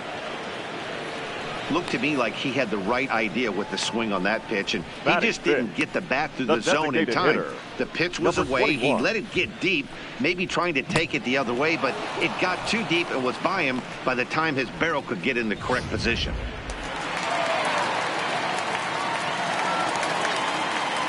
In now, Alvin Davis. 2-2.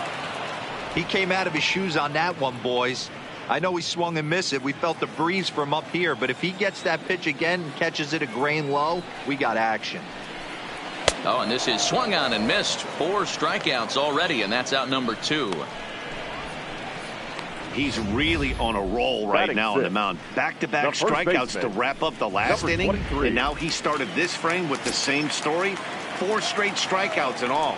Into the box now, number 23. A swing and a ground ball to third. And he tries for the backhand reach at third, but he gets by the glove down the line. But fortunately, he'll hold on at first with just a single. You know, D-Row, it's not always easy to hit in the day games. First 5 hitters, 5 up, 5 down. 6-0 hitter, though. He must have gotten a good night's sleep last night. That's exactly where I was going, Dan. First 5 guys in the order looked like they were still asleep rolling out of bed. Those day games will creep up on you. 6-hole guy was locked and loaded. So striding forward now, Raul Ibanez.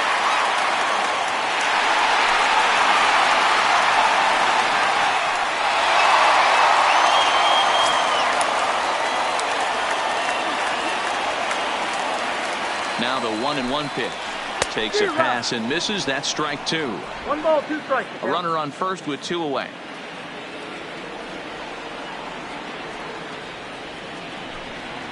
Off-speed pitch in the dirt as he takes it for a ball. I like that they went away with that pitch right there. They really tried to tie him up on that previous pitch, so he was probably what we call inside conscious. He didn't get a strike there, but I'm guessing he was looking for another ball in. Hit on the ground to third.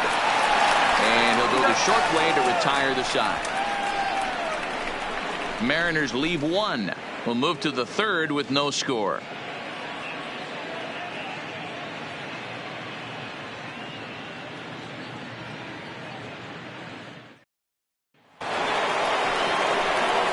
Now at the plate, Carlton Fisk.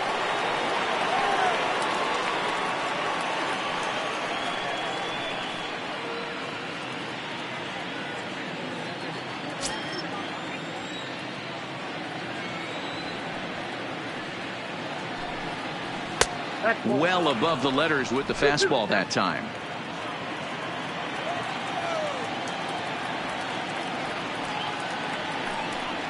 Now a swing and a miss as he picks up another one. Make it 4 strikeouts already, and there's your first out. What I like about that strikeout, guys, is that he came back with a fastball on 2-2. He was heading to count 0-2 earlier, but instead of continuing to nibble a little bit, he decided to get aggressive again and to challenge with his hard stuff. Stepping in now, George Scott, and he fouls this one off. Third inning, no score to this point.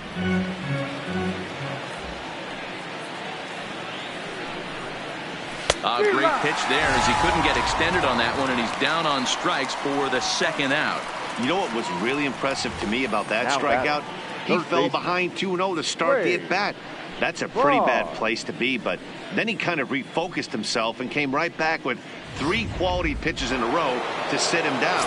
That's not easy to do, but now his focus has to hone in on getting ahead on the next guy. Standing in now, Wade Boggs. Smoke toward the hole, and that is through into right field for a single. He looked a little bit out in front right there, but he's able to pull that ground ball through the hole for a single.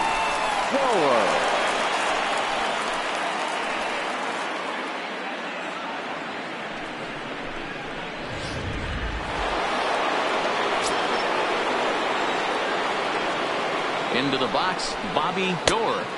2-1. Boggs leads off first with a pair of outs in the inning.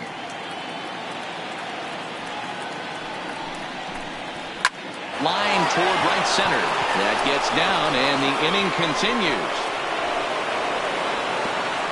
And that runner will go no further than second as there are 2 aboard now. And there's probably no happier person in the ballpark. Bobby Doerr has just collected his first hit in the big leagues, and as is customary, there's the ball being sent into the dugout. Someone will tuck it away for him to put in his trophy case. Yeah, good for him, and congratulations. Listen, he's worked his entire lifetime for this moment, and he's obviously trying to play it cool right now, but you can bet inside his head, he's on top of the world.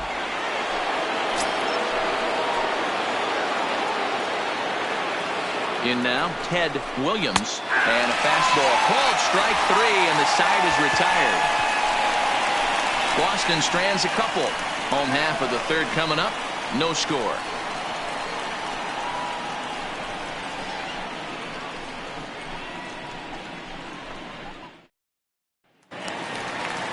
Now batting, number 17, ready to get his day at the plate started right here.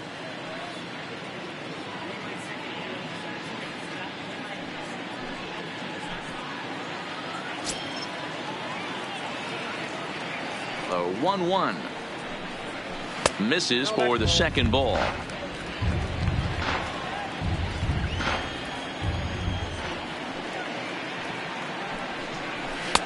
And he misses again, ball 3. It's been a great job so far by the 8-hole hitter. If he finds a way to get on base, this could spell for a huge inning. This is hit the other way out toward left field. Yastrzemski is right there as he puts it away, no problem for the first out. Batting ninth, the second baseman, Brett Boone.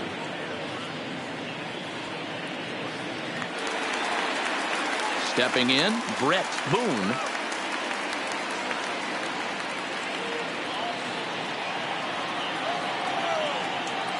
The 1-1. Fouled off.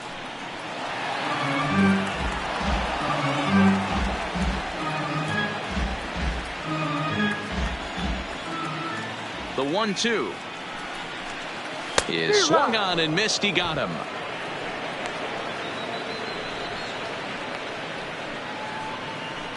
Now batting, number 51. Striding in once again, Suzuki. He's 0 for 1 after grounding out in his only trip to the plate so far. Bottom of inning number 3, 0-0 our score. Looked like he got fooled on the speed there. 2-2.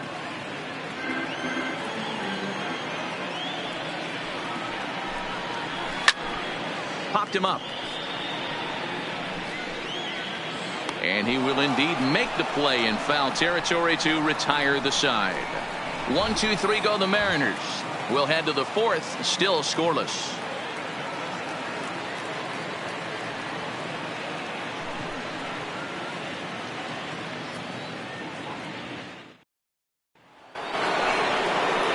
So here's the Boston cleanup hitter, Manny Ramirez. He singled his last time up. This game is rolling right along as we move into the middle innings with no score. You'd think by now one of these two teams would be able to get some base runners on and get them in, but that hasn't been the case. Fell behind early in this one 3-0 and has battled back with 2 quality strikes. Interested to see if he catches a big part of the plate right here or tries to get a nibble.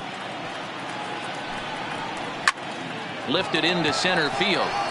Griffey has a read on it. Looks it into his glove, and there's one gone.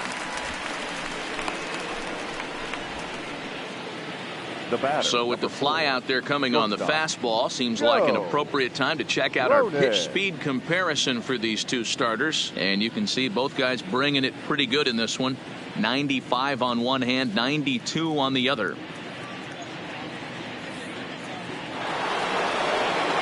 Digging in, Joe Cronin. He flew out in his last at-bat. Almost, Matty. Almost went deep his last AB. Certainly just missed it.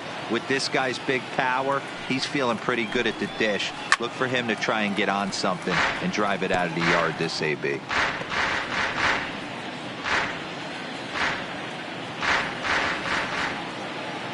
The 2-2 one more time.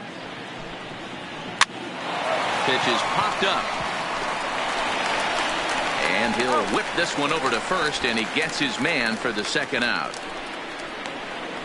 Now batting, left fielder, Carl Yastrzemski. Coming to the plate now, Carl Yastrzemski comes into this at-bat 0 for 1 in the ballgame. Here's the 1-1 delivery. On a line, that's a base hit. Some success with 2 away, and the top of the 4th is still alive. No mistake what he was sitting on. Fastball, middle of the plate, kept his hands back, stayed through the baseball, and delivers a hard hit line drive.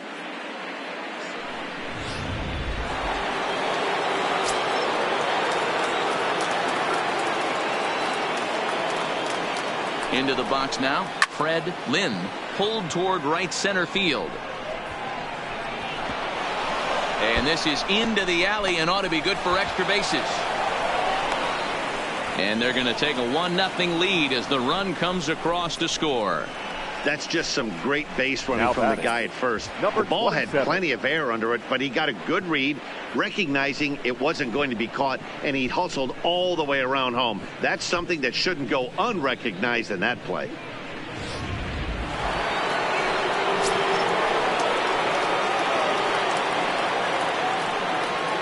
Stepping in now, Carlton Fisk.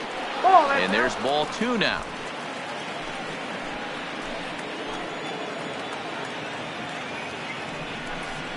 That's the ball. 3-1.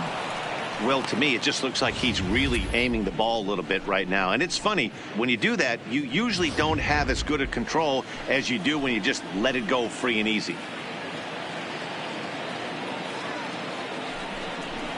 In there on the inside corner. Don't know that he liked it, but it's a full count now. 3-2. Lynn at second with 2 down.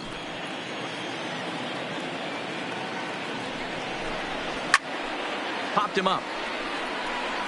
Martinez over to his right. And the inning is over. Red Sox strike for a run on the RBI double. Bottom of the fourth coming up. Now 1-0 Boston.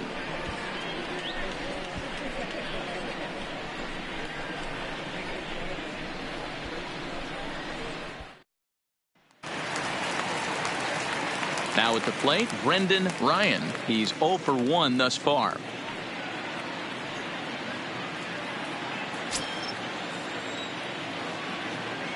The 1-1 home. Hard hit ball to short. Cronin comes up with it. Throw on to first, and one shortstop grounds out to the other, one away. Now batting, third baseman, Edgar Martinez. In now, Edgar Martinez. He'll look to bounce back after striking out his last time up. No runs, just one hit, and no errors in the game for the Mariners to this point. Taken, and that one catches the bottom part of the strike zone.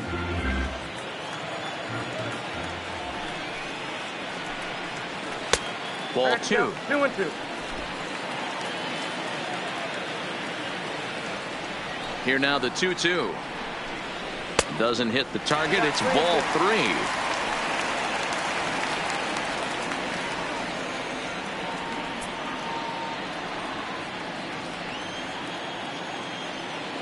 Now the 3-2 pitch. Sharp ground ball to third. And a base hit into left field, so they've got themselves a one-out base runner. You take a look at the numbers up to this point. You see he's only given up 2 hits so far today, so he's been hitting his spots all game long. Remains to be seen if he can keep that shutout intact going forward, but I'm not betting against him. Next for Seattle, Ken Griffey. 0 for 1 for him here in this one.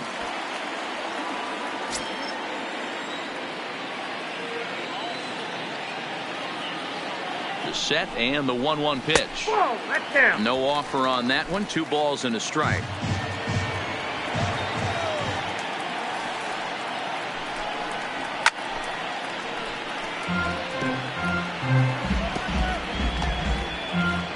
Runner at first here, 1 man out.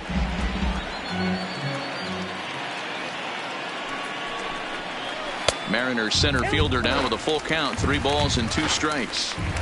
Not a bad time right here to put that runner in motion. 3-2 count. You send the runner, and if it's a bad pitch, it's ball 4.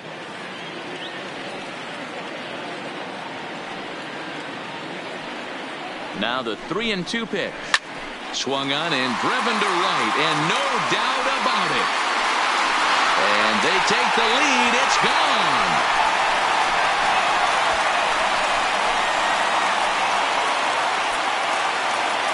A 2-run blast to straightaway right field. First home run of the campaign for him, as the Mariners have now taken a 2-1 lead.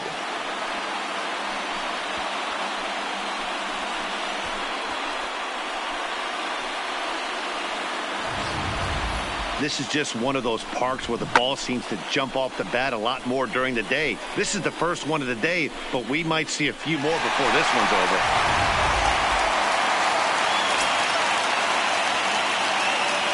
Into the box, Alvin Davis. 2 balls and a strike. Well, I kind of wonder if he's not being as aggressive as he was before that home run. Hey, this is a guy that can burn you again, so I don't really blame him.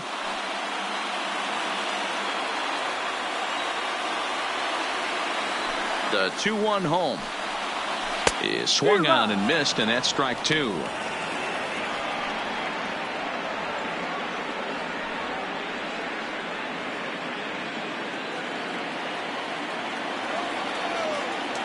The 2-2. Oh, he lifts a high pop-up, drifting into foul territory on the right side.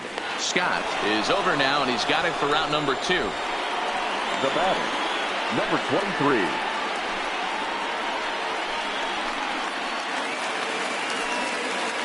Digging in, number 23. He reached on a single in his first try.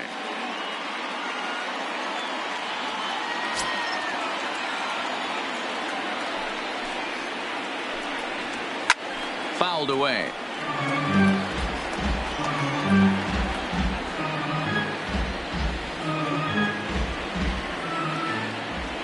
Set to deal on a ball and 2 strikes. Grounded to short. Conan has it. Throw in the dirt, but a good scoop at first saves an error as the side is retired. Mariners get a couple in the inning on the 2-run home run. We played 4. It's now 2-1 Mariners.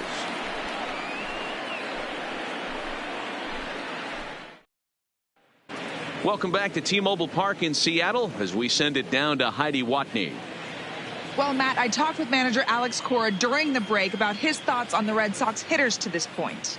And he told me he's pretty unhappy with their discipline at the plate in this one. He said their pitch selection has been the main reason for their struggles today, as far too often they've been swinging at pitches outside the strike zone. That's leading to a lot of soft contact and easy outs. So the focus going forward is on shrinking the zone and forcing the opposing pitching to throw more strikes. All right, thanks, Heidi.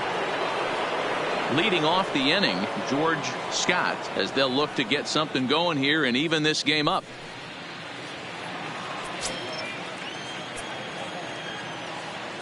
From the windup, the 1-1 pitch. 2-1. And double-barreled action now in the Mariner bullpen as both a left-hander and a right-hander start to throw.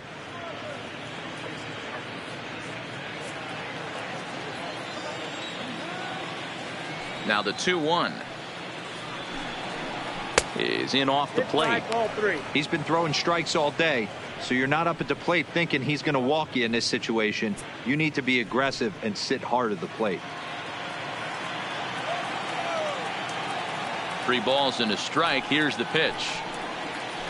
And he just gets a piece there as this is chopped foul.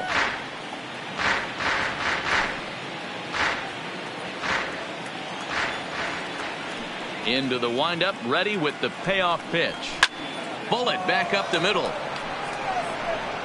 Griffey has to roam straight back, but he has it for the first out. The batter, the third baseman, Wade Boggs. So the lineup flips over and digging in, Wade Boggs.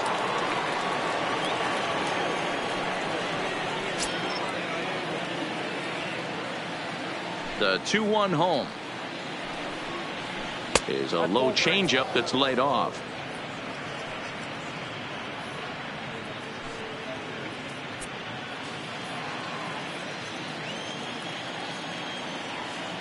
The 3-1.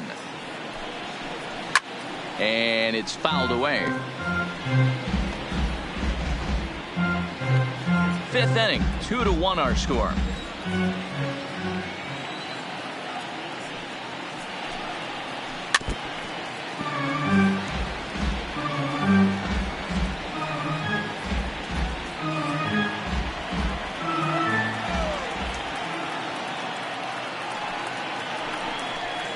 And this is swung on and missed, so it's 2 up, 2 down to start the 5th. Well, you can tell by their approach that they're going to go up there and try to be aggressive off this guy, but he's taking full advantage of that. He's pounding the zone with strikes, and right now we're seeing a lot of swings and misses and a lot of strikeouts and no walks either. In now, Bobby Doerr.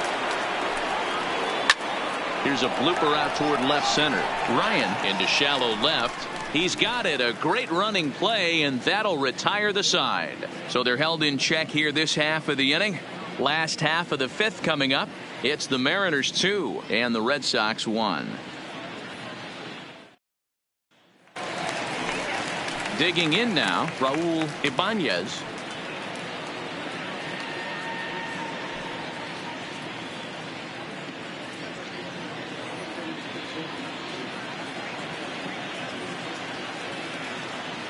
The 2-1 home is a fastball that misses.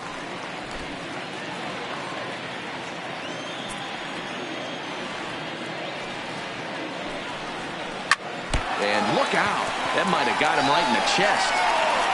For the first, but he's safe. And now the stadium's attention turns back to the man on the mound. Well, this is certainly something you never want to see. Perhaps the silver lining here, if there is one, is that got him in the non-throwing arm. So if he had to work his way through this, he probably could, assuming, of course, that there's nothing broken in there. and I think he is indeed planning to give it another go. Standing in, number 17. So far, 0 for 1 with a flyout.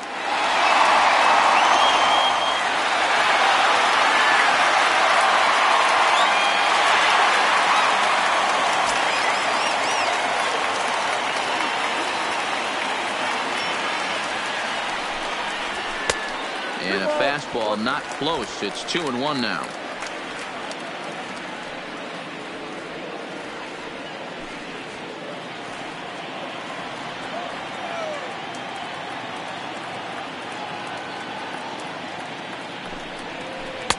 Fastball catches the black there for a called strike.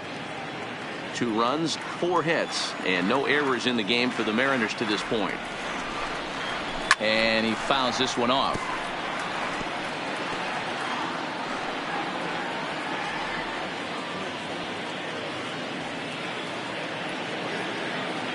The 2-2. Now a swing and a fly ball. And no one will track it down.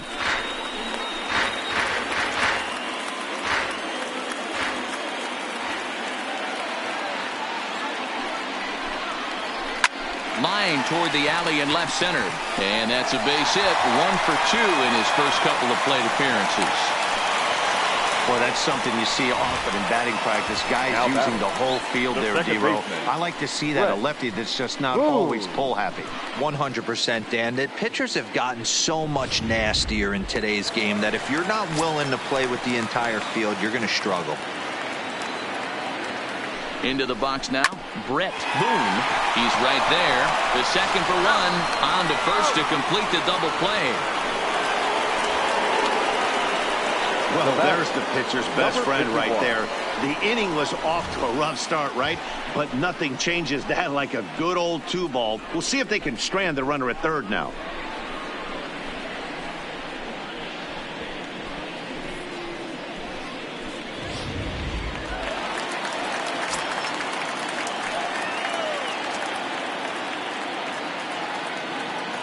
Stepping in now, Suzuki.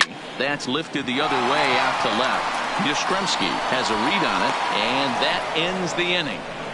1 left for Seattle as they're unable to add to their 2-1 lead.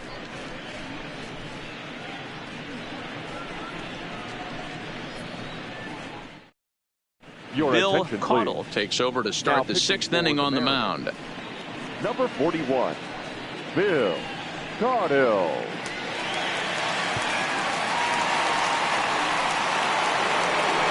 Next will be the designated hitter, Ted Williams. He got called out on strikes his last time through. Yeah, Matty, and hopefully he got it out of his system. Especially now, he's got to bear down. He gets the 2 strikes in this spot, has to put the ball in play. Swing and a miss on the fastball, and it's 1-2.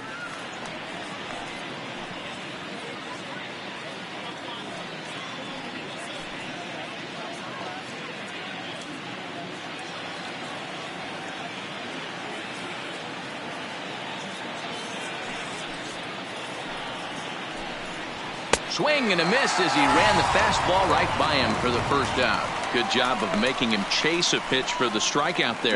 Yeah, Matt, that's the advantage of getting ahead in the count. You can really force hitters to expand their zone and protect. And when they're in that mode, getting them to go after a pitch they can't do much with becomes a lot easier.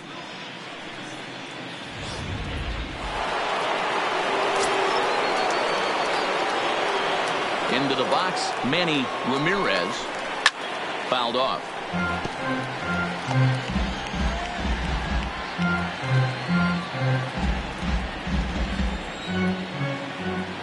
He'll try again, 1-2. And he strikes him out as well. So make it back-to-back punch-outs here to the first 2 men he faces out of the bullpen. No problems for him on the mound since he's come out of the pen to start this inning. That's back-to-back Ks, and he's making it look pretty easy. This has the makings of a good outing so far. Ready once again, Joe Cronin. He hits with 2 away as they continue to trail in this close game. Well, Matt, this has been a big inning on the mound. He's had to face the middle of the order, and so far he's held them at bay. Yeah, this feels like the kind of inning we'll look back on at the end of the game, even if the result of it changes dramatically here.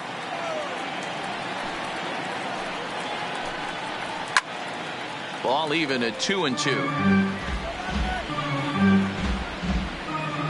Hits are even right now at 5 aside.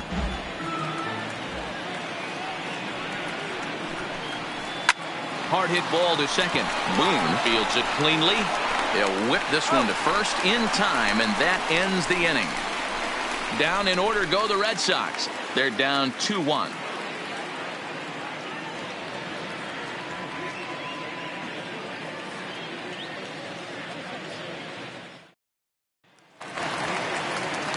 Stepping into the box, Brendan Ryan. He got on top of one and was a ground out victim last time. The 1-1. Misses above the zone for a ball.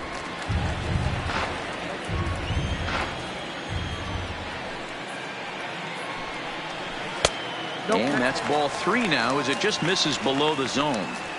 Part of the order on deck, so keeping this 2-hole hitter off the bags is always important.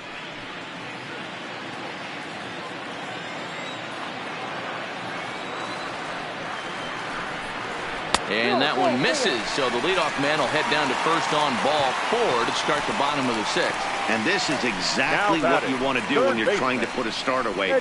Make him work his tail off, throw a lot of pitches, and get on base any way that you can. A big inning at this point of the game, and he's probably gone.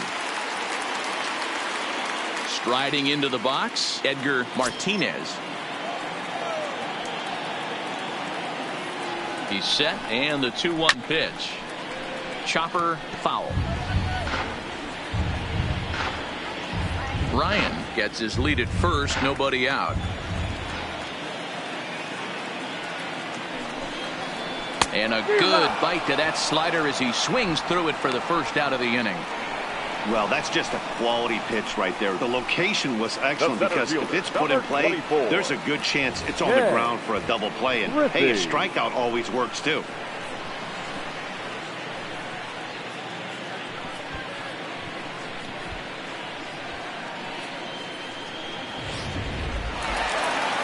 Ken Griffey will stand in again as we flash you back here to the 4th inning. This was a 2-run home run that was definitely one of the big blows of the ball game to this point.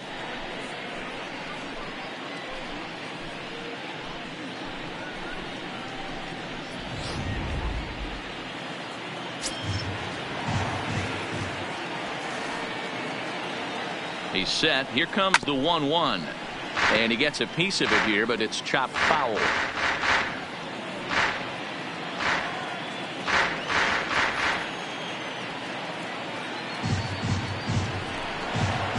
Got him swinging. Chased it well out of the zone, and there are 2 gone. Now batting, number 21. In now the Mariners DH, Alvin Davis. His last at-bat didn't go his way as he popped out in foul territory. Yeah, this one's going to upset him for a little bit. You make the pitcher work the way he did right there, and that's the end result. That one sticks with you for a while. The 1-1 home is taken for ball 2. Low scoring game thus far, 2-1 here in the 6th.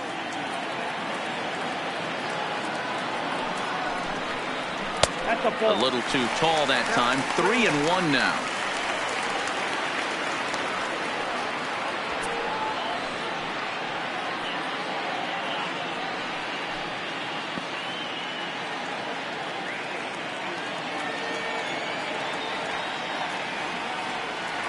The 3-1 pitch. And a good at-bat that time as he lays off for ball 4. And as a result, that'll move a runner up into scoring position now with 2 away. Oh, man, I think this walk is going to grind at him for a bit. He just missed, and now the inning continues with a man in scoring position. Now to the plate, number 23. We'll see if he can come through in a clutch spot here. 2 on, 2 out here in inning number 6. The set and the 1-1. Popped him up. Boggs shading to his right. No trouble with this one, and the inning is over. A couple of walks, but no damage. On to the back third here this afternoon, and we'll have it for you next on MLB Network.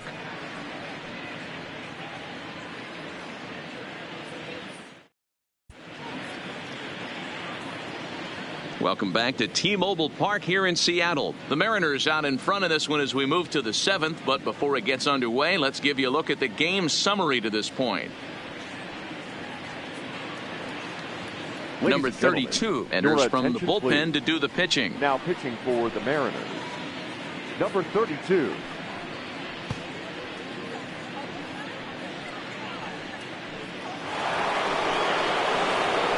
Standing in, Carl Yastrzemski. He'll start the 7th in what's been a fast-moving pitcher's duel to date. This thing's far from over, even though we're moving into the back end of this game. Only down by 1. All they need to do is get this leadoff guy, and they're an extra base hit away from tying this thing up.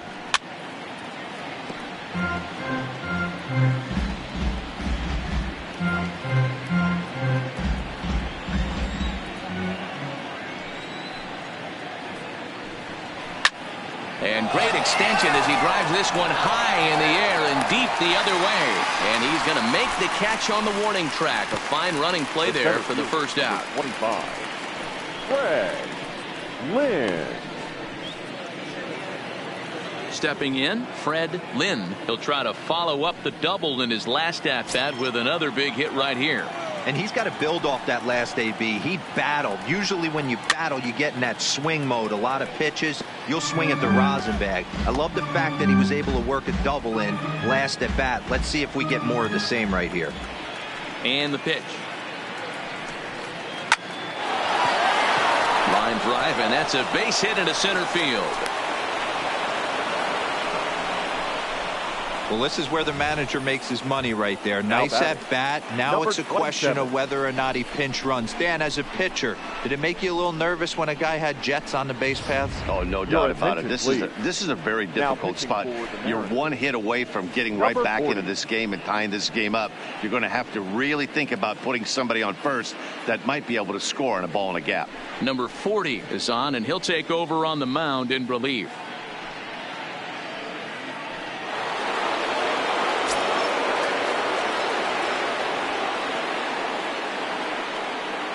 Standing in now, Carlton Fisk lays off the slider that time. 2-1.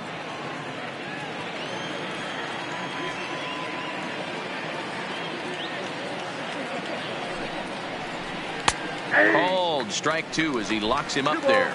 2 strikes.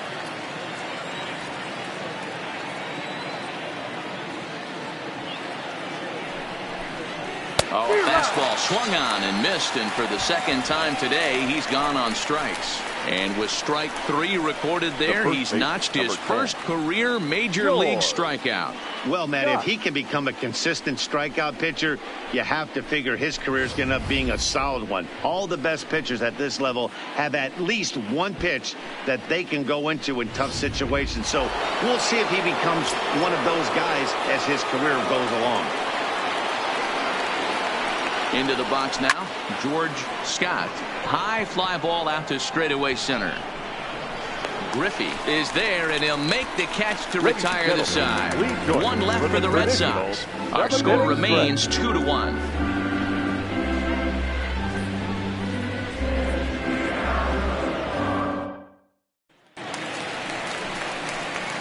So stepping in, Raul Ibanez. He's 1 for 2 in the ball game.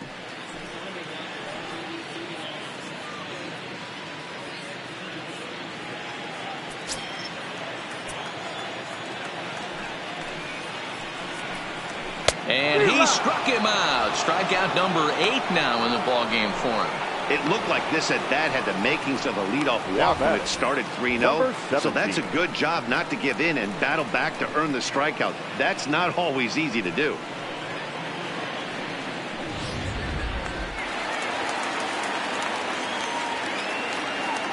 Stepping in now, number 17.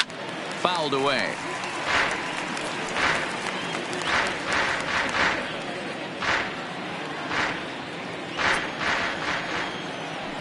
The 3-2 pitch.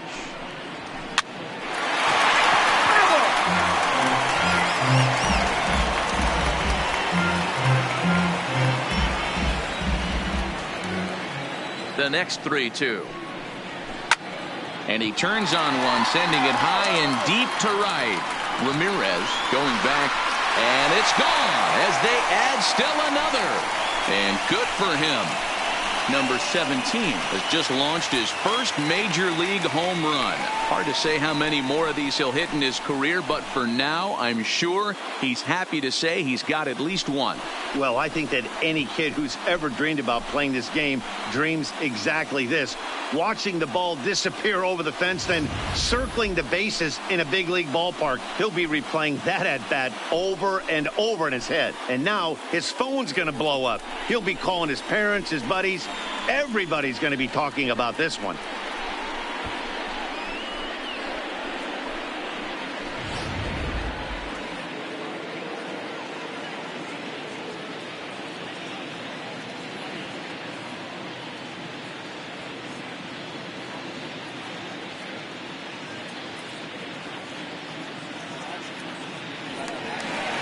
Now the Red Sox skipper's up out of the dugout and on his way toward the mound.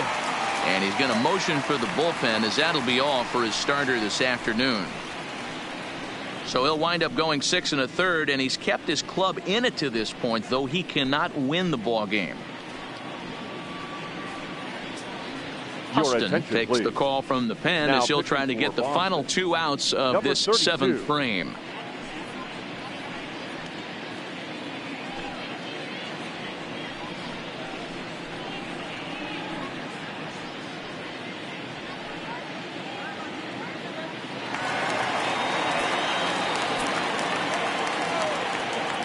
Into the box, Brett Boone.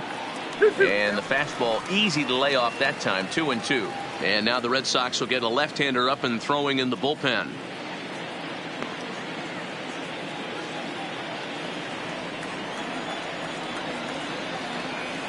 The 2-2.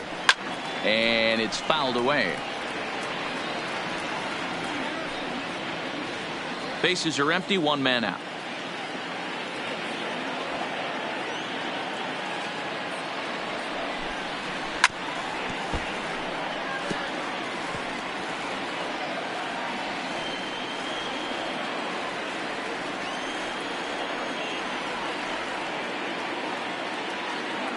The 2-2 one more time.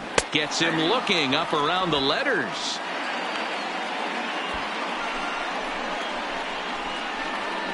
Now batting, number 51. Now back to the top of the lineup. Stepping in, Suzuki. It was a flyout for him in his last trip.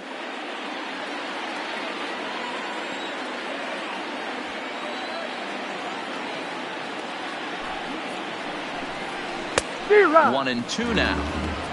Count. 2 out, nobody on.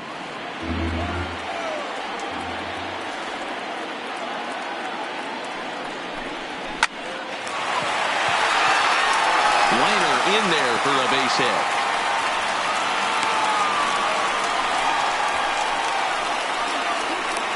The batter, the shortstop, Brendan Ryan. Into the box now, Brendan Ryan. It's been an 0 for 2 effort for him to this point.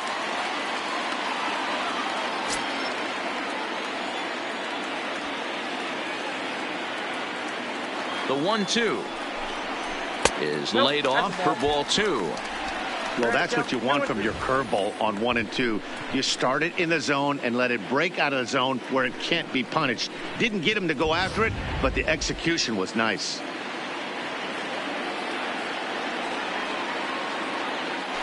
Here's a look over to first, and he'll get back in safely.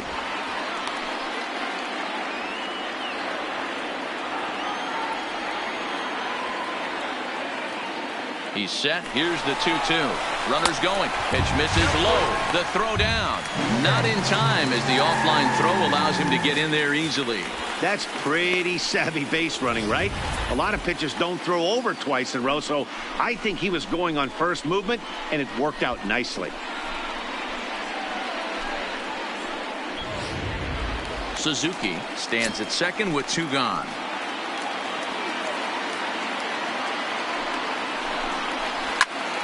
Well hit, but also well fouled into the seats in left.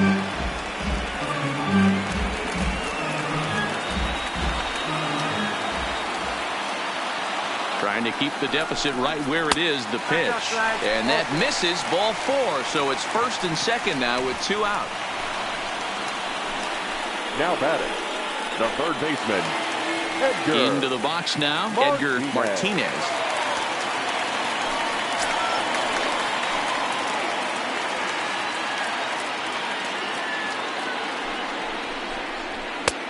Fastball close, but he didn't get it. 2-1.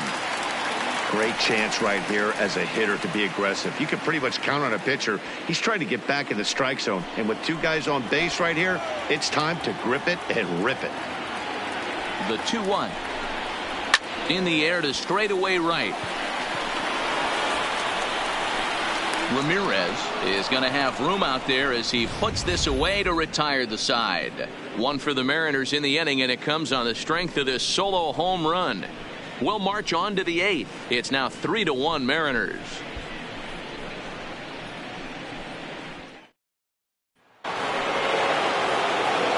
Leading off the inning, Wade Boggs, and they'll need him to get something going here. Even though we're moving into the back end of this game, they're only down by a couple of runs. You know that old slogan, a bloop and a blast. They could certainly use that right now. A ball and 2 strikes.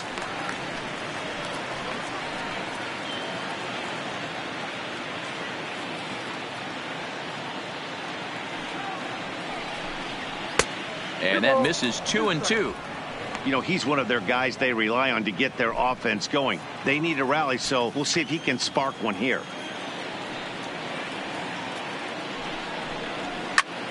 Popped straight up. And that's in there, base hit. So that puts the leadoff man aboard to get the inning underway.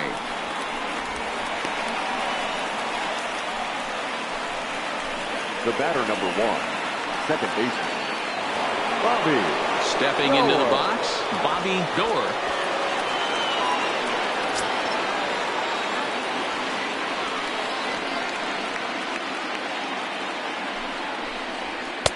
No offer on that one. 2 balls and a strike.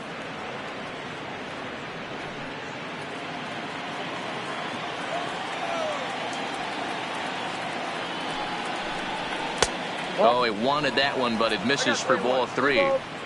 Walks are never good, but they're especially bad news late in games like this. It seems like they always come back to bite you.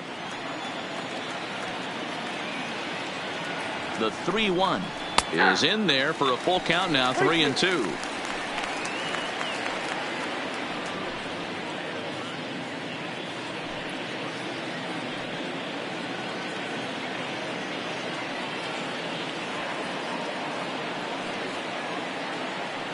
Now the 3-2 pitch locks him up for strike 3. A look at our line score there from T-Mobile Park in Seattle, and local fans have had a lot to cheer about so far as their Mariners lead this one here in the 8th. Rafael Soriano enters to make an appearance on the mound as he inherits a runner at first with 1 out in the inning. Rafael Soriano.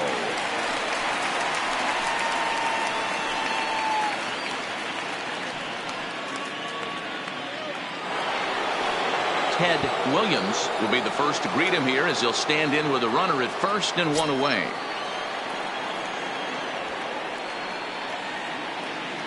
The 1-1 pitch.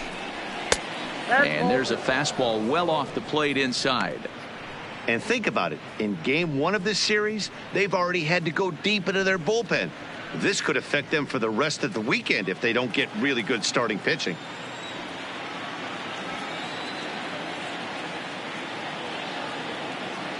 The 2-1 is a fastball taken on the inner half for a strike.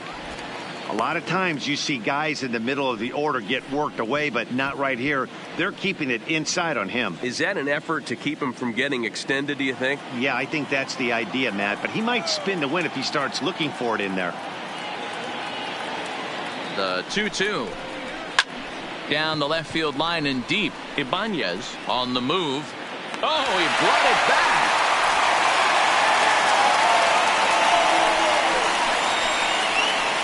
Really nice play right there. One of the things that was great about this, He was able to get close to the stands, get a good read on where the fans were, and track that one all the way into the glove. Terrific play on a ball that was definitely going to be out of play.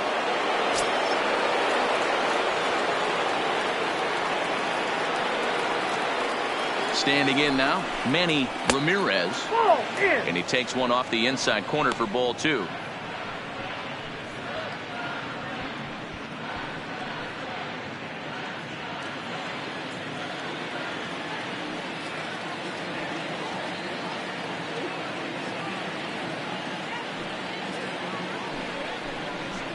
A little too tall that time. 3-1 now.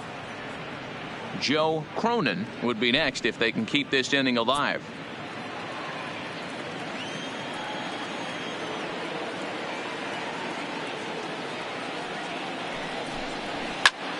Hit out of play, and it's a full count now. All right, 3-2 count with 2 outs. The runner on first will be moving, so we'll see what happens. There are a lot of possible outcomes with this kind of play. Now the payoff pitch home comes with the fastball, but it's outside for ball 4. It's all a part of learning how to pitch in the big leagues. Major league hitters will not bail you out by swinging at pitches out of the zone, so he's going to have to continue to learn how to get guys out at this level. Striding in, Joe Cronin. And Dan, this could be a real make or break situation at this point in the game. Yeah, Matt, at least scoring 1 run in this inning is so important to them to possibly get back into this thing. Baseball doesn't have a clock, but you only have 27 outs to work with. They're running out of those pretty quick. Boggs on second, Ramirez at first, 2 out in the inning.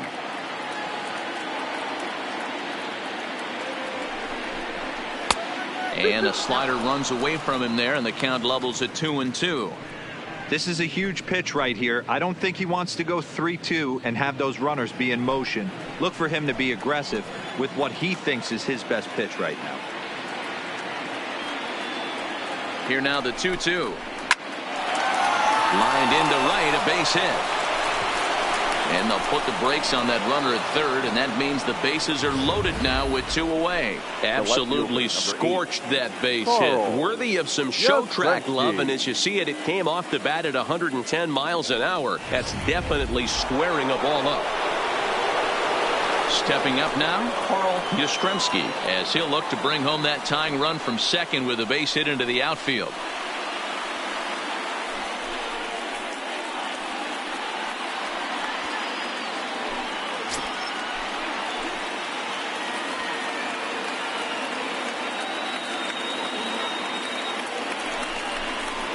Ground ball foul down the left side. Big spot. 2 out, possible tying and go-ahead runs on base. Oh, and it misses. Ball 4, and that will force home a run. And it's times like these that a pitcher feels awfully lonely. I can see why he didn't want to be too aggressive. Last thing he wants to do is give up a grand slam to a dangerous hitter, but walking in a run is painful too. And here he is again, still with the bases loaded. Digging in, Fred Lynn, as he's got a chance to tie this ball game up with that equalizing run just 90 feet away at third.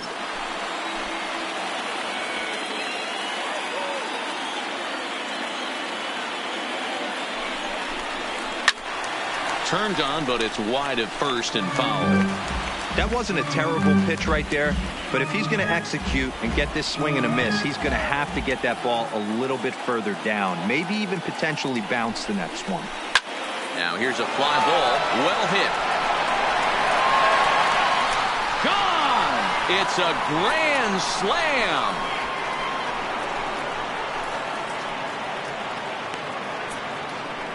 So one swing, and he unloads the bases on that one as they jump ahead by 3.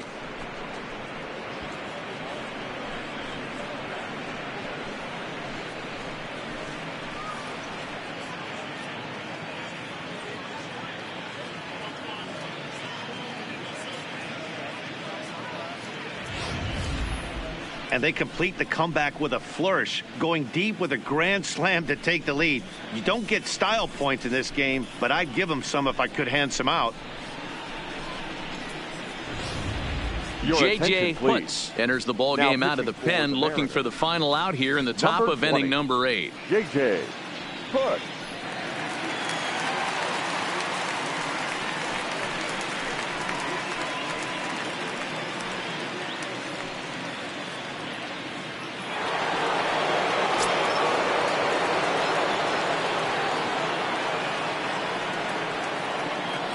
Into the box now, Carlton Fisk. He likely had ball 4 that time, but couldn't hold back on the swing, so that moves the count to 3-2 now. Bases are empty here with 2 men out.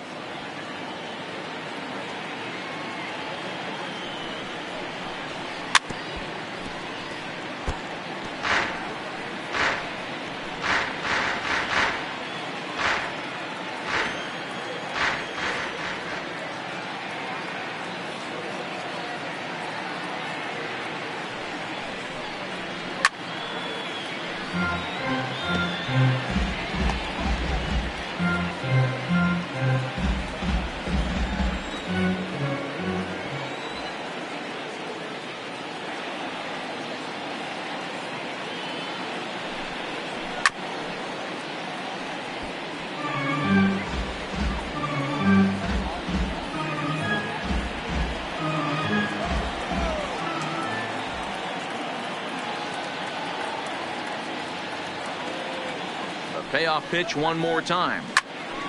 Count remains full.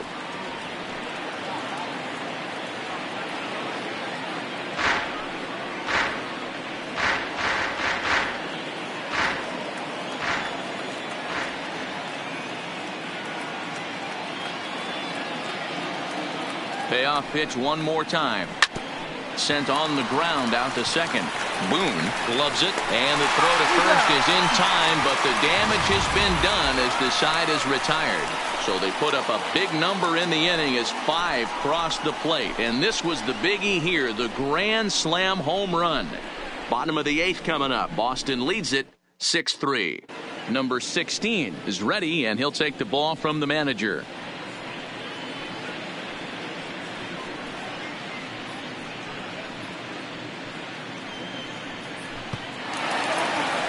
Leading off the inning, Ken Griffey, as they'll look to get something going here and even this game up.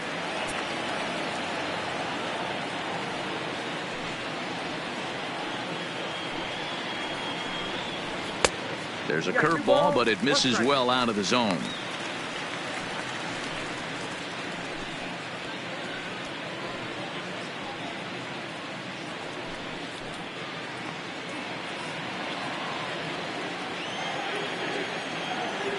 Into the windup. Here's the 2-1 pitch. And it's 2 balls and 2 strikes now. Now action in the bullpen as their closer starts to get loose out there.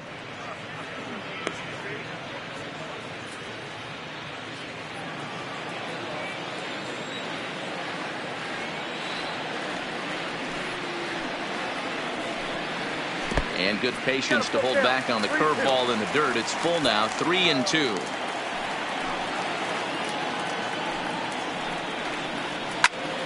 That's popped up. Boggs over to his left. Makes the play, 1 away. The batter, number 21.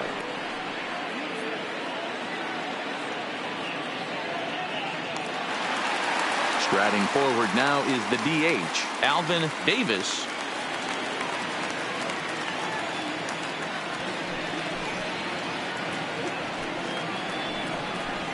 High in the air out to center field. Lynn is in pursuit. He gets there and makes a fine running play for the second out. Now batting, number 23. Now at the plate, number 23. And they're down to their final 4 outs here, Dan. Yeah, that's not looking too good for them right now, Matt. They've got a significant hill to climb, but they've got to take it one bat at a time. A couple of guys get on, and then who knows what could happen.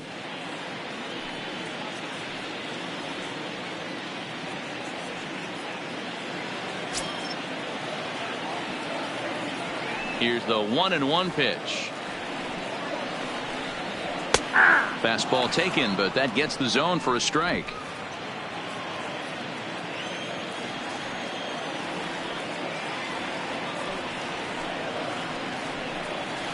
And he turns this one around high and deep to center field. He leaps, but he can't get it. It's down for extra bases. Yeah, it looked like the center fielder got a fairly good jump on this ball, but he just doesn't have enough hops to bring it in. And once it's by him, you know he was going to get at least a double.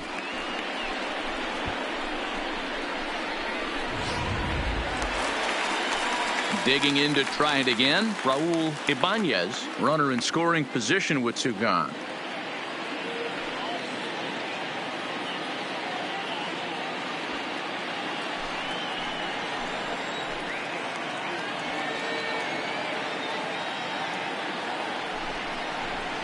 And he fouls this one off.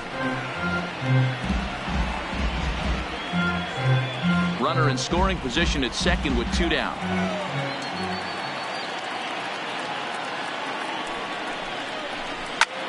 He turns on it and sends it deep down the line in right. And that one is gone on a two-strike count with two away in the inning.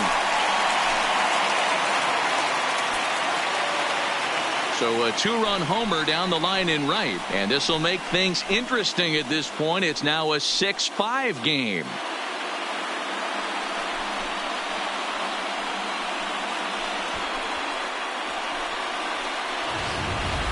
Well, we've now seen 4 homers combined between these two clubs today. What are your thoughts, guys? Matty V, this is just one of those days where the ball seems to be flying, D-Row. The hitter's on point. The pitchers aren't making very good pitches. Yeah, that's what I was going to say. It's all about executing pitches, and they're not doing it today. They're leaving a lot of balls over the heart of the plate, and this offense, both offenses are taking advantage. Well, this one's been a bit of a head-scratcher, despite their home run production today. Yeah, Matty V, this is one of those that you kind of scratch your head and you go, wow, you hit the ball all the ballpark, but still not enough offense. It just goes to show you this sport is still, D-Row, all about pitching. It is. It begins and ends on that bump right there. And there's just so many facets to the game. Defense, base running. It's just not the team that hits the most home runs is going to win the ball game.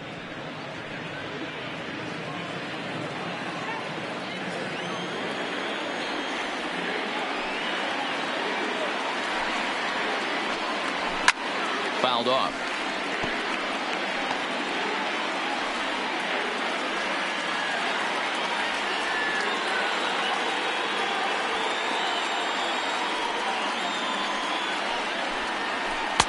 And that one never threatened the zone. It's gone full now to 3-2. For the guy on the mound, this is one of those innings where nothing comes easy. He's thrown a bunch of pitches, and this AB hasn't been any different. Definitely laboring at the moment. Got him swinging in the dirt. The throw to first is in time, and the inning is over. Mariners get a couple in the inning on the two-run home run. 9th inning coming up. It's the Red Sox 6 and the Mariners 5. Kicking off the top of the 9th, George Scott, as they'll look for some added insurance before the bottom half of the inning.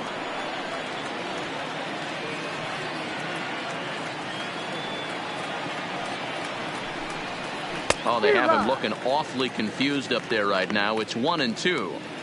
Hey, that's a really good pitch right there, and that's one of those off-balance swings. As a pitcher, you want to look in and say, howdy, if you're waving at me. A real ugly swing, and it gives you a lot of confidence when you make a guy look that bad. So hopefully he has another pitch left in his repertoire to bury this guy and get him out of there.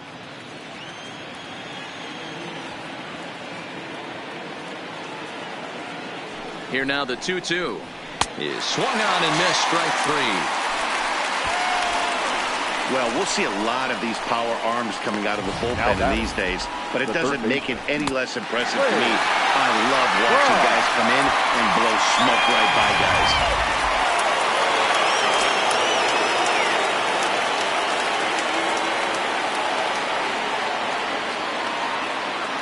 In now, Wade Boggs. 3-1 is a fastball, and he can't connect. 3-2. He was able to sneak that fastball by him on 3-1. So now we've got a battle on our hands. One-run game here in the top of the ninth.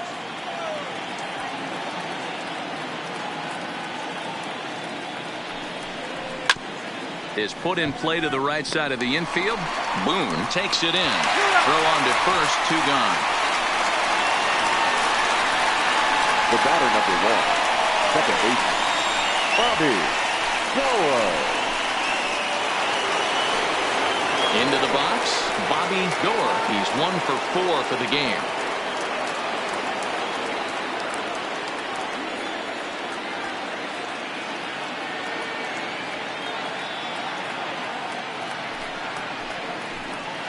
Who jumped the gun a bit on that swing, and he's down 1-2.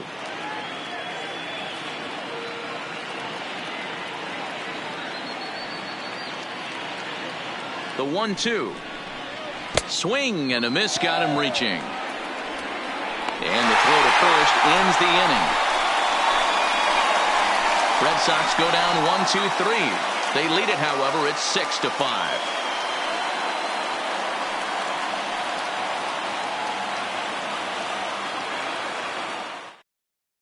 Bob Stanley is the man now called on to close this one and earn a save in the ninth. Bob Stanley.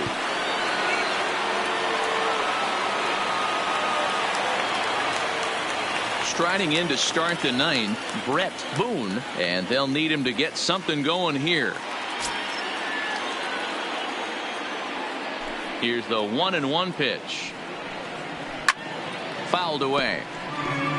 Stanley has proven to be a guy that throws strikes coming out of the pen and doesn't walk a lot of batters.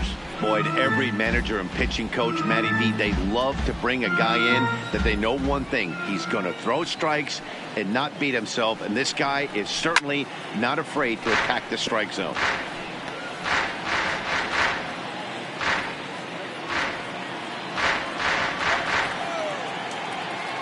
Ready to deliver the 1-2.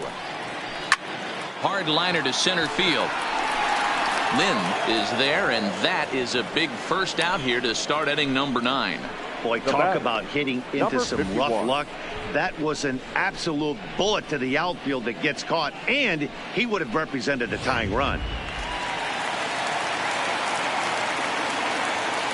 Stepping in now, Suzuki.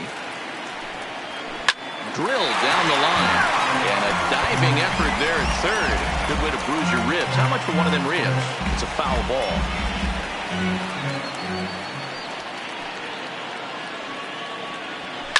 And it's fouled away. 1 out, nobody on.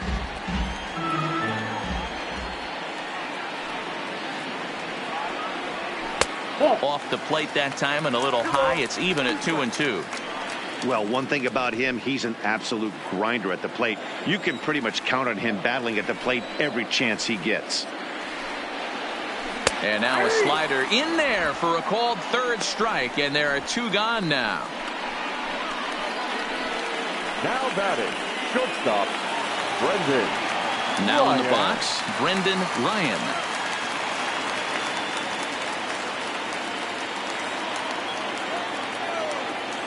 The 1-1 home.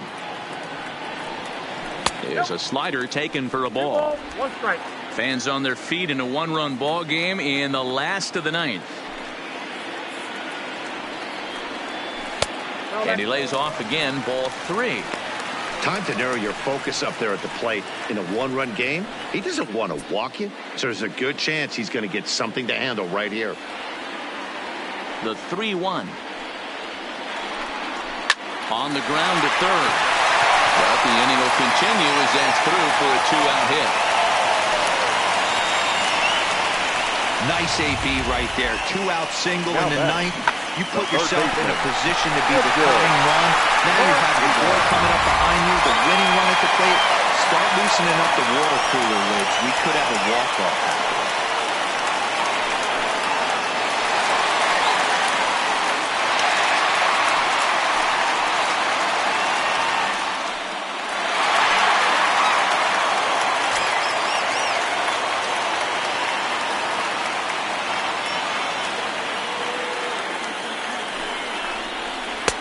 And he takes ball 2, and it's 2-1.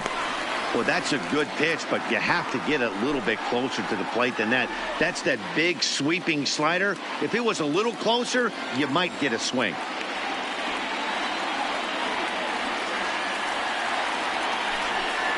And there's a called strike 2, as now they're down to their final strike this afternoon. Oh, that's for sure going to be a pitch he wants back. You're not going to get many balls right in the wheelhouse from a top-level arm like this.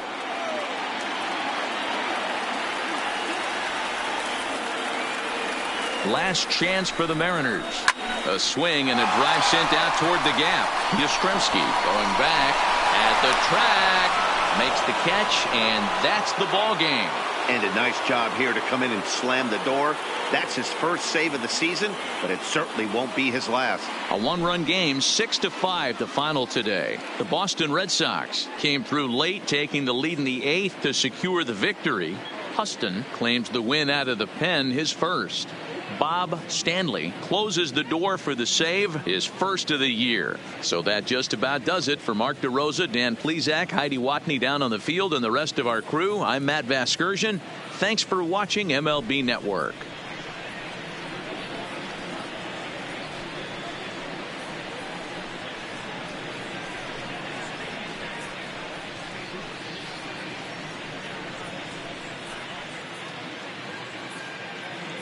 The final line score for this afternoon's ball game.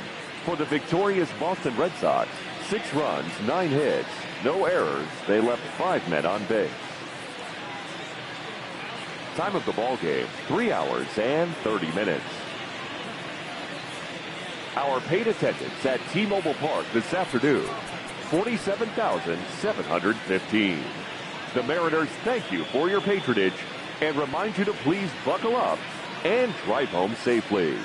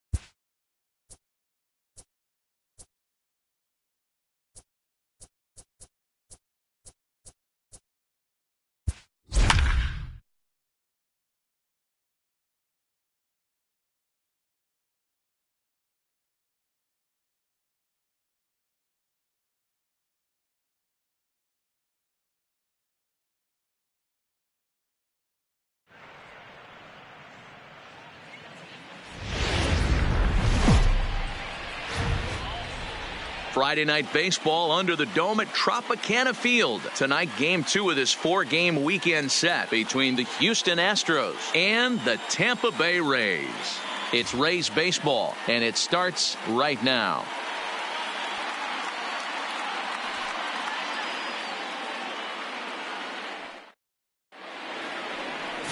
James Shields gets the ball for the Rays in this one.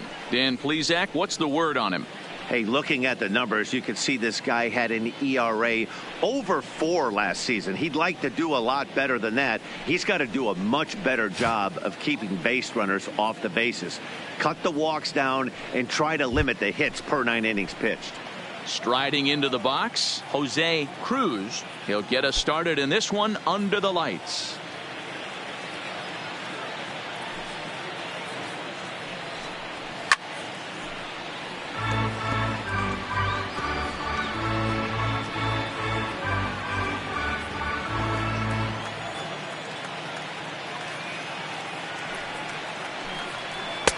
Lays off 2-2 now. I got to count 2-2.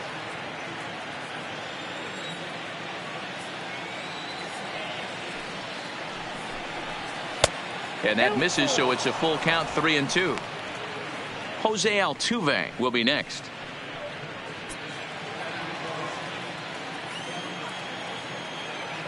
Now the payoff pitch home. Lofted in the air out toward right center. Calling for it, Martinez. 1 out.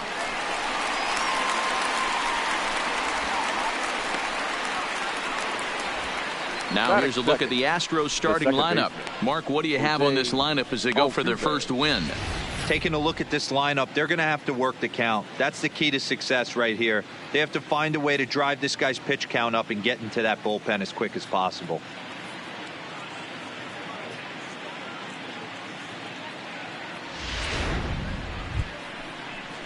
Striding in for Houston, Jose Altuve, as he'll get his first opportunity in this one.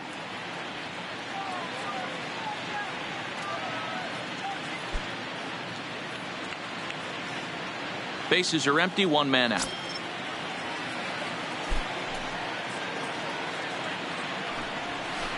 Hard hit to first. Oh, and it eats him up a bit. And the effort pays off as he's able to recover and get the second out of the inning. Batting third, the first baseman, Jeff Bagwell. Next up for the Stros, Jeff Bagwell. First chance for him here in the top of the first with nobody on. Now here's the pitch. Down the third baseline. Played on the backhand. Throw on to first gets him, and the side is retired. Looking solid through the first frame. And now the Rays will get their first opportunity in a scoreless ball game.